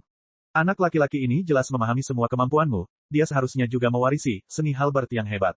Namun, kami tidak tahu apapun tentang dia. Yang bisa kita lihat hanyalah ada bayangan, Great Desolate Halberd Art, dalam tekniknya. Kita harus melaporkan masalah ini kepada Yang Mulia Kaisar Ilahi dan mengizinkan dia memutuskan apa yang harus dilakukan. Wajah muram Si Tucuan tampak ragu-ragu. Lalu, dia mengertakkan gigi dan perlahan jatuh dari udara. 10 jin giok roh kayu jutaan tahun dan 1 jin intisari giok roh kayu. Kata Lin Ming. Saat Si Tucuan dan Si Tu Feng mendengar kata-kata ini, bibir mereka mengejang. Bahkan dengan kekayaan bersih mereka yang besar, menghasilkan harta karun semacam ini masih sangat sulit. Saya tidak membawa barang-barang itu. Saya dapat memberikan kompensasi kepada Anda dengan batu esensi roh dan hal-hal lainnya. Si Tucuan berkata dengan ekspresi gelap dan suram. Lin Ming terkekeh. Giok roh kayu jutaan tahun dan intisari batu giok roh kayu adalah harta tak ternilai yang tidak bisa dibeli, nilainya tidak dapat diperkirakan hanya dengan batu esensi roh. Dengan begitu banyak elit muda yang heroik di sini, ada harta yang tak terhitung jumlahnya pada mereka. Dengan statusmu sebagai pangeran kerajaan ilahi Asura, meminjamnya seharusnya tidak terlalu sulit. Anda, usus si Tucuan dengan menyakitkan terpelintir saat dia mendengar kata-kata Lin Ming. Si Tu Feng takut dia akan membuka mulutnya yang besar dan mengatakan sesuatu yang sangat bodoh sehingga dia melangkah maju dan berkata, karena kami bersedia bertaruh, kami juga siap kalah. Yang mulia putra mahkota, izinkan kami meminjam giok roh kayu Anda. Hanya ada satu putra mahkota kerajaan ilahi yang hadir, Yang Yun. Kerajaan ilahi Sembilan Tungku memiliki sumber daya batu giok roh kayu terkaya, jadi dialah satu-satunya orang di sini yang mampu dengan mudah mengeluarkan 10 jin batu giok roh kayu dan 1 jin intisari batu giok roh kayu. Yang Yun tersenyum sambil berdiri dan berkata, semua orang di sini adalah karakter besar dari benua tumpahan langit. Bagi kita semua berkumpul di sini di perjamuan 9 bunga saya juga merupakan sebuah takdir. Kita tidak boleh merusak persahabatan kita. Karena saudara Lin menginginkan giok roh kayu, saya memang memiliki beberapa yang dapat saya pinjamkan kepada saudara situ. Saat Yang Yun berbicara, dia mengeluarkan kotak giok dari cincin spasialnya. Kotak giok yang jernih dan mempesona itu hanya panjangnya 3 inci. Setelah membukanya, cahaya menyala cemerlang tiba-tiba muncul keluar. Yang Yun mengeluarkan giok roh kayu seukuran telur puyuh dari kotak giok. Semua orang terkejut saat melihat batu giok roh kayu ini, warnanya adalah emas tua yang tak terduga. Itu adalah intisari giok roh kayu. Meskipun seniman bela diri yang hadir adalah individu yang sangat kaya, ini juga pertama kalinya mereka melihat intisari giok roh kayu yang langka. Yang Yun berkata, intisari giok roh kayu jauh lebih berharga daripada batu giok roh kayu pada umumnya. Jangan lihat betapa kecilnya intisari giok roh kayu di tanganku ini, sebenarnya sudah ada 1 jin dan 3 tael di sini. Sedangkan untuk giok roh kayu jutaan tahun, saya belum membawanya hari ini. Setelah beberapa waktu saya akan pergi ke perbendaharaan kerajaan dan memilih beberapa bahan yang cocok untuk saudara Lin. Lin Ming berkata, Yang mulia putra mahkota terlalu sopan. 3 tael tambahan dari intisari giok roh kayu ini jauh lebih dari cukup untuk menggantikan 10 jin giok roh kayu jutaan tahun. Lin Ming telah mewarisi kenangan alkemis Realm of the Gods sehingga dia memiliki pemahaman perkiraan tentang nilai giok roh kayu. Haha, baiklah kalau begitu. Yang Yun tidak membantah. Cahaya biru mengelilingi kotak giok dan kotak itu kemudian perlahan terbang menuju Lin Ming. Lin Ming menerima kotak giok dan meletakkannya di dalam cincin spasialnya. Terima kasih, Yang mulia putra mahkota. Kata-kata Lin Ming diucapkan dengan tulus dari hati. Sejak datang ke Istana Sembilan Tungku Ilahi, Lin Ming memiliki kesan yang sangat baik terhadap Yang Yun. Haha, kerajaan ilahi Sembilan Tungku benar-benar luar biasa. Intisari giok roh kayu itu ditambang dari rawa hitam laut keajaiban sepanjang 8.000 mil. Kata Pangeran Peleburan Agung sambil tersenyum. Rawa hitam lautan keajaiban sepanjang 8.000 mil. Lin Ming bertanya ketika dia mendengar kata-kata Pangeran Peleburan Besar. Dalam benaknya, sebuah asosiasi aneh mulai terbentuk. Saudara Lin belum pernah mendengar tentang rawa hitam sebelumnya. Pangeran Peleburan Besar menatap Lin Ming dengan tatapan aneh tetapi terus menjelaskan, lautan keajaiban dikenal sebagai laut tanpa jalan kembali dan lautan badai yang tak berujung. Itu adalah zona terlarang kehidupan yang paling menakutkan di seluruh benua tumpahan langit. Saat Pangeran Peleburan Agung berbicara di sini, penerus tinggi Kerajaan Ilahi Bintang 7 juga tersenyum, menggelengkan kepalanya sambil menambahkan, Saudara Oye, gambaranmu tentang lautan keajaiban sebagai zona terlarang kehidupan terlalu pucat. Ada banyak area di benua tumpahan langit yang dikenal sebagai zona terlarang kehidupan, namun kenyataannya hanya ada 1 atau 2 kucing besar di dalamnya. Kebanyakan dari mereka dapat ditangani oleh pembangkit tenaga listrik revolving core belaka. Saat penerus tinggi Bintang 7 berbicara di sini, seniman bela diri lainnya tersenyum. Memang benar, bagi seniman bela diri dengan batasan kekuatan yang berbeda, definisi zona terlarang kehidupan juga berbeda. Li ketiga tua, kamu tidak perlu menggangguku. Kata Pangeran Peleburan Agung sambil tertawa menggoda. Terlihat jelas dari nada santainya bahwa dia memiliki persahabatan pribadi yang baik dengan penerus tinggi Bintang 7. Lautan keajaiban adalah zona terlarang kehidupan sejati, dan juga tanah paling berbahaya di seluruh benua tumpahan langit, tidak ada satupun. Setelah masuk jauh ke dalam lautan keajaiban, dikatakan bahwa seluruh lautan tidak bernyawa, gelap gulita, dan langit selamanya tertutup lapisan demi lapisan badai petir. Tidaklah berlebihan untuk mengatakan bahwa memasuki lautan keajaiban adalah hukuman mati mutlak, tanpa kecuali. Bahkan sesepuh tertinggi Laut Ilahi juga sama. Hingga saat ini, belum pernah tercatat ada orang yang berhasil menyeberangi lautan keajaiban. Bahkan Kaisar Ilahi dari 4 kerajaan ilahi semuanya memuja dan menghormati lautan keajaiban. Dan yang mengelilingi seluruh lautan keajaiban adalah rawa hitam sepanjang 8.000 mil, yang juga dapat dianggap sebagai tepian lautan keajaiban. Karena topografi daratannya mirip dengan pantai dan daerah pasang surut yang dangkal, seluruh wilayah sekitar lautan keajaiban tampak seperti rawa hitam. Meskipun rawa hitam ini memiliki risiko yang lebih rendah dibandingkan lautan keajaiban, namun tetap saja rawa ini bukanlah tempat di mana pembangkit tenaga listrik Laut Ilahi dapat masuk dan keluar dengan bebas. Bahkan ada pembangkit tenaga listrik Laut Ilahi yang bisa binasa jika keberuntungan mereka kurang baik. Contohnya, bahkan jika aku memasuki rawa hitam sepanjang 8.000 mil, tidak peduli berapa banyak harta sihir dan benda pertahanan yang kubawa, saya tidak akan pernah kembali. The Great Smelting Price memiliki senyum mencela diri sendiri saat dia berbicara di sini, tapi hati Lin Ming sebenarnya berpacu dengan emosi. Lautan keajaiban ini terdengar persis seperti jurang iblis abadi. Abis Iblis Abadi juga dikenal sebagai negeri yang tidak bisa kembali lagi. Ketika pembangkit tenaga listrik nomor 1 di benua Iblis Suci telah mencapai hambatan pahit dalam budidayanya, dia memasuki jurang Iblis Abadi untuk mencari peluang keberuntungan. Namun, akibatnya dia mati di sana, dan tidak pernah kembali lagi. Dan di sekitar Abis Iblis Abadi terdapat zona terlarang sepanjang 1000 mil. Meskipun risikonya jauh lebih rendah daripada di dalam jurang Iblis Abadi yang sesungguhnya, tempat itu masih bukanlah tempat yang bisa dengan bebas dimasuki oleh ahli bela diri tingkat kaisar. Entah itu ketua tertinggi dari 12 menara pencakar langit atau para master menara itu sendiri, tak satu pun dari mereka yang kembali hidup setelah memasuki zona terlarang sepanjang 1000 mil. Adapun Lin Ming, dia hanya berhasil melarikan diri dari zona terlarang 1000 mil dengan mengandalkan ingatan Kaisar Iblis serta kemampuan uniknya sendiri. Dan mendengarkan kata-kata pangeran peleburan besar ini, rawa hitam sepanjang 8000 mil sangat mirip dengan zona terlarang sepanjang 1000 mil di jurang Iblis Abadi. Benua Skill memiliki lautan keajaiban dan benua Iblis Suci memiliki jurang Iblis Abadi. Mungkinkah ini hanya kebetulan belaka? Saat Lin Ming memikirkan hal ini, kata-kata selanjutnya dari pangeran peleburan besar membangkitkan gelombang yang lebih besar dalam pikiran Lin Ming. Ia berkata, setiap 10 tahun sekali, akan terjadi tsunami hitam yang datang dari lautan keajaiban. Biasanya, tsunami akan mencapai jarak 8.000-9.000 mil, menutupi seluruh rawa hitam sepanjang 8.000 mil. Tsunami hitam ini sangat mengerikan. Jika seseorang terperangkap di dalamnya, maka itu adalah kematian yang pasti. Meski tsunami hitam ini mengerikan, namun masih ada manfaat besar yang bisa didapat. Artinya, giok roh kayu yang mengambang di lautan keajaiban akan mengalir ke rawa hitam di mana ia dapat ditambang oleh orang lain. Oleh karena itu, meskipun keempat kerajaan ilahi didirikan lebih dari 10.000 tahun yang lalu, jumlah sumber daya giok roh kayu tidak pernah berkurang, selalu berhasil untuk terus mengisi kembali diri mereka sendiri. Babak 790, Permintaan Heaven Craft Xiao Xiao. Lin Ming menarik napas dalam-dalam, tidak mampu menenangkan hatinya. Lautan keajaiban dan jurang iblis abadi keduanya merupakan zona terlarang kehidupan mutlak, keduanya mampu mengubur bahkan para tetua agung laut ilahi. Meskipun daerah sekitarnya relatif lebih aman, itu masih bukan tempat di mana siapapun yang berada di bawah alam laut ilahi dapat berharap untuk hidup. Selain itu, lautan keajaiban dan jurang iblis abadi keduanya mengalami letusan. Lautan keajaiban mengalami tsunami hitam dan jurang iblis abadi memiliki gelombang hitam besar. Setelah meletus, keduanya akan membawa material dari pusatnya. Lautan keajaiban akan mengeluarkan giok roh kayu dan jurang iblis abadi akan mengeluarkan tulang dewa iblis. Giok roh kayu adalah esensi kental dari tanaman spiritual kuno. Tulang dewa setan adalah intisari kental dari seniman bela diri kuno yang kuat dan binatang buas. Betapa miripnya mereka, lautan keajaiban hanyalah jurang iblis abadi dari benua tumpahan langit. Mustahil untuk menggambarkan kesamaan mereka sebagai suatu kebetulan belaka. Entah bagaimana caranya, mereka harus terhubung.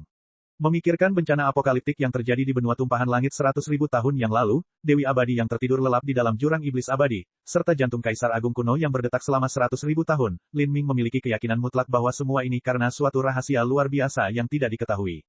Saudara Lin, Pangeran Peleburan Besar tidak bisa tidak bertanya pada Lin Ming saat dia melihatnya tenggelam dalam pikirannya. Bukan apa-apa, saya hanya dikejutkan dengan misteri lautan keajaiban ini. Saya bertanya-tanya, apakah ada hal lain yang istimewa dari lautan keajaiban ini? Ya, kudengar ada kuil keajaiban yang mengapung di atas langit di lautan keajaiban. Itu ilusi dan sulit dipahami seperti Fata Morgana yang sedang bermimpi.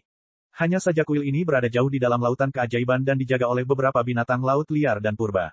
Binatang laut ini dapat mengeluarkan tekanan yang bahkan dapat menghentikan jantung penatua tertinggi laut ilahi. Ini adalah keberadaan yang berada di luar imajinasi kita. Pangeran Peleburan Agung menghela nafas saat dia berbicara di sini. Meskipun saat ini dia dianggap cukup kuat di 4 kerajaan ilahi, dia tidak layak disebutkan jika dibandingkan dengan keberadaan kuno dan mistis di lautan keajaiban. Apalagi dia, bahkan ayahnya, Kaisar Ilahi, tidak akan bisa kembali jika dia pergi ke lautan keajaiban. Luasnya dunia ini melampaui semua imajinasi mereka. Lautan keajaiban memiliki binatang laut ini dan jurang setan abadi memiliki binatang besar kuno, ini benar-benar konsisten. Lin Ming sudah sepenuhnya yakin bahwa ada semacam hubungan yang tak terelakkan antara lautan keajaiban dan jurang iblis abadi. Itu mungkin 2 pintu masuk ke dunia. Tapi yang aneh adalah di alam semesta yang luas dan tak berujung, mengapa misteri ajaib seperti itu muncul di dunia biasa di benua tumpahan langit. Binatang buas kuno yang tampak seperti binatang dewa itu bukanlah makhluk yang bahkan bisa dibandingkan dengan karakter pembangkit tenaga listrik Realm of the Gods seperti Kaisar Iblis. Apakah ada yang pernah memasuki kuil keajaiban sebelumnya? Lin Ming bertanya. Lucu sekali. Penerus biduk tersenyum sambil menggelengkan kepalanya. Kuil itu awalnya adalah legenda, terlebih lagi, ia ada jauh di dalam lautan keajaiban. Tak seorang pun yang pernah menginjakan kaki ke lautan keajaiban telah kembali, jadi bagaimana mungkin ada orang yang bisa memasukinya. Saat kuil keajaiban dibangun, perjamuan 9 bunga menjadi lebih meriah. Banyak seniman bela diri mulai berbicara tentang dongeng tertentu tentang lautan keajaiban, membuat Lin Ming merasa semakin rumit dan bingung. Setelah jamuan makan berakhir, Lin Ming diundang oleh Yang Yun ke Istana Putra Mahkota. Pada saat ini, Yang Yun mengenakan jubah naga emas bercakar 5, dan mengambang di depannya adalah cakram susunan batu giok. Di atas disarai adalah peta proyeksi seluruh benua tumpahan langit. 4 kerajaan ilahi, lautan keajaiban, dan bahkan klan keluarga kuno serta dunia tersembunyi semuanya ditampilkan di peta, tampak sangat luas dan menakjubkan. Yang Yun melihat peta ini dan tiba-tiba berkata, "Saudara Lin, kudengar kamu mengumpulkan giok roh kayu kelas atas." Ya, Yang Yun tidak bertanya mengapa Lin Ming mengumpulkan batu giok roh kayu. Dia tampak berpikir sejenak dan kemudian berkata, "Mengapa Anda tidak mempertimbangkan untuk bergabung dengan kekuatan sampingan? Anda dapat meminjam kekuatan mereka untuk mengumpulkan giok roh kayu dengan cepat dan mereka bahkan dapat melindungi Anda, jadi mengapa tidak melakukannya? Misalnya, tentang masalah hari ini, Si Tucuan dan Si Tu Feng dari Kerajaan Ilahi Asura menindasmu karena kamu tidak memiliki kekuatan besar yang mendukungmu dari belakang. Itulah satu-satunya alasan mereka berani menyerang Anda. Terlebih lagi, mungkin Saudara Lin telah dimasukkan dalam daftar sasaran Kerajaan Ilahi Asura. Jika kamu entah bagaimana akhirnya jatuh ke tangan pusat kekuatan Kerajaan Ilahi Asura di masa depan, maka konsekuensinya akan menjadi bencana." Niat Yang Yun sudah jelas. Dia ingin memenangkan Lin Ming ke Kerajaan Ilahi 9 Tungku. Lin Ming sudah menebak tujuan Yang Yun sebelum perjamuan 9 bunga dimulai. Jika dia bergabung dengan Kerajaan Ilahi 9 Tungku, maka mengumpulkan giok roh kayu secara alami tidak akan menjadi masalah lagi. Selama dia mampu membuktikan nilainya yang cukup, maka Kerajaan Ilahi 9 Tungku tidak akan iri padanya sejumlah batu giok roh kayu. Dan dengan perlindungan dari Kerajaan Ilahi 9 Tungku, dia juga tidak perlu takut lagi dengan Kerajaan Ilahi Asura. Namun, ada terlalu banyak rahasia di tubuh Lin Ming. Jika dia bergabung dengan Kerajaan Ilahi 9 Tungku maka dia akan dikelilingi oleh pusat kekuatan laut ilahi di mana-mana. Akan terlalu mudah bagi para tetua tertinggi untuk mengawasinya tanpa dia sadari sama sekali. Belum lagi yang lainnya, tapi jika Cosmic Melting Furnace yang dia gunakan untuk alkimia diungkapkan kepada monster-monster tua itu, maka nasibnya bisa dibayangkan. Lin Ming tidak terbiasa membiarkan orang lain mengendalikan nasibnya, dia juga tidak akan bergabung dengan pengaruh tingkat tanah suci. Saya berterima kasih kepada Yang Mulia Putra Mahkota atas pengingat Anda. Tapi, saya terbiasa berkeliaran dengan bebas dan tidak ingin bergabung dengan pengaruh sampingan untuk sementara waktu. Oh, ya, itu sungguh disesalkan. Yang Yun menggelengkan kepalanya seolah dia merasa kasihan atas semuanya. Jika Saudara Lin berubah pikiran, maka pintu Kerajaan Ilahi 9 Tungku saya terbuka untuk Anda kapan saja. Terima kasih, Putra Mahkota, Yang Mulia atas kebaikan Anda. Kedepannya, jika memungkinkan, saya pasti akan berterima kasih atas keramah tamahannya. Lin Ming menangkupkan tinjunya. Dia telah berhasil mendapatkan intisari giok roh kayu. Sekarang, selain buah 5 warna, akar temper ruang, batu bunga langit, dan rumput tulang naga, dia sudah memiliki keyakinan 80-90% bahwa dia berhasil menyempurnakan pil kekosongan 5 Fed. Sudah hampir waktunya untuk meninggalkan Kerajaan Ilahi 9 Tungku yang penuh masalah. Lin Ming sudah membuat rencananya. Pertama dia akan menyempurnakan 5 Fed Void Pill dan kemudian membuka yang ketiga dari 8 gerbang tersembunyi batin. Kemudian, dia akan mencari daerah terpencil yang tersembunyi untuk membuat terobosan menuju penghancuran kehidupan dengan aman. Ketika dia memiliki kekuatan yang cukup, dia akan memastikan Divine Phoenix Island aman dan sehat dan kemudian dia akan memulai persiapan terakhir untuk naik ke alam para dewa. Setelah Lin Ming mengucapkan selamat tinggal pada Yang Yun, dia pertama kali kembali ke kamarnya sendiri.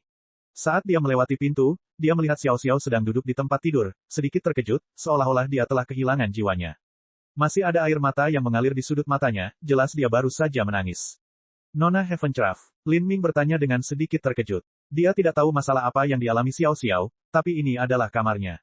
Kamarnya seharusnya berada di sebelah, dan karena ini sudah malam, apa yang dia lakukan di kamarnya? Tuan Lin, ketika Xiao Xiao melihat Lin Ming, dia menggigit bibirnya dan mulai berbicara sebelum dia ragu-ragu. Dia tampak sangat menyedihkan. Apa masalahnya? Tidak apa-apa untuk mengatakannya. Xiao Xiao menarik napas dalam-dalam beberapa kali untuk menenangkan dirinya. Tapi, air mata masih berkaca-kaca. Dia berkata, aku melihat naga sekilas penjaga 9 Tungku, dia menunjukkan padaku beberapa hal. Bibir Xiao Xiao bergetar ketika dia berbicara, seolah-olah apapun yang terjadi tadi sangat menakutkan. Apa itu? Itu adalah bukti tentang ayahku, kakekku, dan bahkan kepala keluarga yang lebih kuno dari zaman yang lebih jauh, itulah sejarah kelam klan keluarga Heavenshraffku. Xiao Xiao sepertinya menggunakan seluruh kekuatannya untuk berbicara. Dia meraih meja untuk menopang dirinya sendiri, memperlihatkan lengan putih giok yang halus bahkan ketika payudaranya yang penuh dan seputih susu naik turun dengan keras. Bukti ini nyata. Itu, seharusnya begitu. Xiao Xiao telah membantu dan mengelola perusahaan perdagangan selama bertahun-tahun sehingga dia dapat dengan pasti membedakan apakah itu benar atau nyata. Hanya karena buktinya nyata sehingga dia tidak tahu harus berbuat apa. Dia tidak tahu apa yang ingin dilakukan oleh penjaga sembilan tungku, tetapi bukti mendetail seperti itu sama sekali tidak dapat dikumpulkan dalam waktu 1 atau 2 hari. Itu berarti penjaga sembilan tungku sudah lama menyelidiki klan keluarga Heaventraff-nya. Mungkinkah Yang Yun ingin mengendalikan klan keluarga Heaventraff miliknya? Dengan perbedaan mutlak dalam hal master dan kekuatan, serta cukup alasan untuk bertindak, Xiao Xiao yakin bahwa selama Yang Yun menginginkannya, dia dapat dengan mudah mencaplok perusahaan perdagangan Heaventraff mereka. Bagi Xiao Xiao, dia seperti tersambar petir entah dari mana. Anda mengatakan bahwa Yang Yun ingin menelan perusahaan perdagangan Heaventraff Anda, tetapi apakah menurut Anda perusahaan perdagangan Heaventraff layak untuk dia lakukan? Lin Ming bertanya sebagai balasan. Aku tidak tahu, penjaga sembilan tungku hanya menunjukkan kepadaku buktinya, mereka tidak benar-benar mengatakan apa yang mereka rencanakan dengan benda itu, Xiao Xiao menggelengkan kepalanya. Meskipun dia masih sangat takut, dia memiliki sedikit tebakan tentang beberapa kemungkinan. Tidak ada gunanya Yang Yun menghabiskan begitu banyak waktu dan tenaga hanya pada perusahaan perdagangan Heaventraff yang kecil. Namun, jika penjaga sembilan tungku tidak hanya menyelidiki perusahaan perdagangan Heaventraff namun juga organisasi lain, maka kemungkinan besar akan terjadi gejolak besar di masa depan kerajaan ilahi sembilan tungku. Untuk ikan sekecil perusahaan dagangnya, kemungkinan besar mereka akan terhanyut dalam kekacauan. Kamu memberitahuku ini karena kamu ingin aku membantumu. Lin Ming langsung bertanya. Xiao Xiao tidak akan memberitahunya semua ini hanya karena dia ingin bicara. Mata Xiao Xiao berkaca-kaca. Dia menggigit bibirnya sampai memutih dan berkata, saya ingin meminta Tuan Lin tinggal di perusahaan perdagangan Heaventraff untuk beberapa waktu lagi. Saya mohon padamu. Xiao Xiao membungkuk saat dia berbicara. Lin Ming membeku sejenak, kaget, sebelum memahami niat Xiao Xiao. Lin Ming telah membantu Xiao Xiao mendapatkan posisi kepala keluarga dan Xiao Xiao telah membayarnya kembali dengan rumput Dragon Spin. Perjanjian mereka sebelumnya seharusnya sudah berakhir. Lin Ming bisa meninggalkan klan keluarga Heaventraff kapan saja. Xiao Xiao berharap agar Lin Ming tetap tinggal untuk menjadi jimat penangkal klan keluarga Heaventraff mereka. Di belakang penjaga sembilan tungku terbaring Yang Yun. Dan Xiao Xiao telah melihat dengan matanya sendiri betapa Yang Yun menghargai dan menyukai Lin Ming. Jika Lin Ming tinggal di klan keluarga Heaventraff maka kemungkinan Yang Yun akan memberikan wajah Lin Ming dan meninggalkan klan keluarga Heaventraff jalan keluar dari kekacauan ini. Lagi pula, kerajaan ilahi sembilan tungku memiliki 6 organisasi komersial besar, dan perusahaan perdagangan Heaventraff berada di peringkat akhir dari 6 organisasi komersial tersebut. Semua perusahaan dagang masih jauh dari mampu dibandingkan dengan 2 bank besar dan rumah lelang 100 harta karun. Setelah Lin Ming memahami semua ini, dia menggelengkan kepalanya dan berkata, maaf, tapi saya tidak bisa menjanjikan itu padamu. Tidak mungkin tinggal di perusahaan perdagangan Heaventraff. Lin Ming sudah dikunci oleh kerajaan ilahi Asura. Jika dia terus tinggal di perusahaan perdagangan Heaventraff, itu hanya mungkin terjadi jika dia bergabung dengan kerajaan ilahi sembilan tungku dan menemukan perlindungan di bawah mereka. Kalau tidak, dia hanya akan mencari kematiannya sendiri. Mendengar penolakan instan Lin Ming, Xiao Xiao memucat. Dia sudah tahu itu adalah permintaan yang sulit, hampir mustahil, tapi dia tidak pernah berpikir bahwa Lin Ming akan menolaknya begitu sederhana dan tegas tanpa ada ruang gerak sama sekali. Dia berlutut seperti boneka rusak. Setelah beberapa saat, dia menggigit bibirnya dan tampak dipenuhi tekad, seolah dia telah mengambil keputusan penting. Dia mengulurkan jari-jarinya yang ramping dan gemetar untuk mencengkeram kerah bajunya. Tuan Lin, saya mohon Anda menyelamatkan saya, selamatkan perusahaan perdagangan Heaventraff. Jika Anda dapat membantu saya bersedia melakukan apapun untuk Anda, aku. Air mata jatuh di wajah Xiao Xiao, tubuhnya gemetar saat dia mulai membuka gesper pakaiannya, memperlihatkan lehernya yang putih bersih. Cek. Rakan-rakan kultivator sekalian, sebelum retret, sila terus berkultivasi untuk jurus subscribe, like, share dan komentar agar sekte novel Sadim terus berkembang.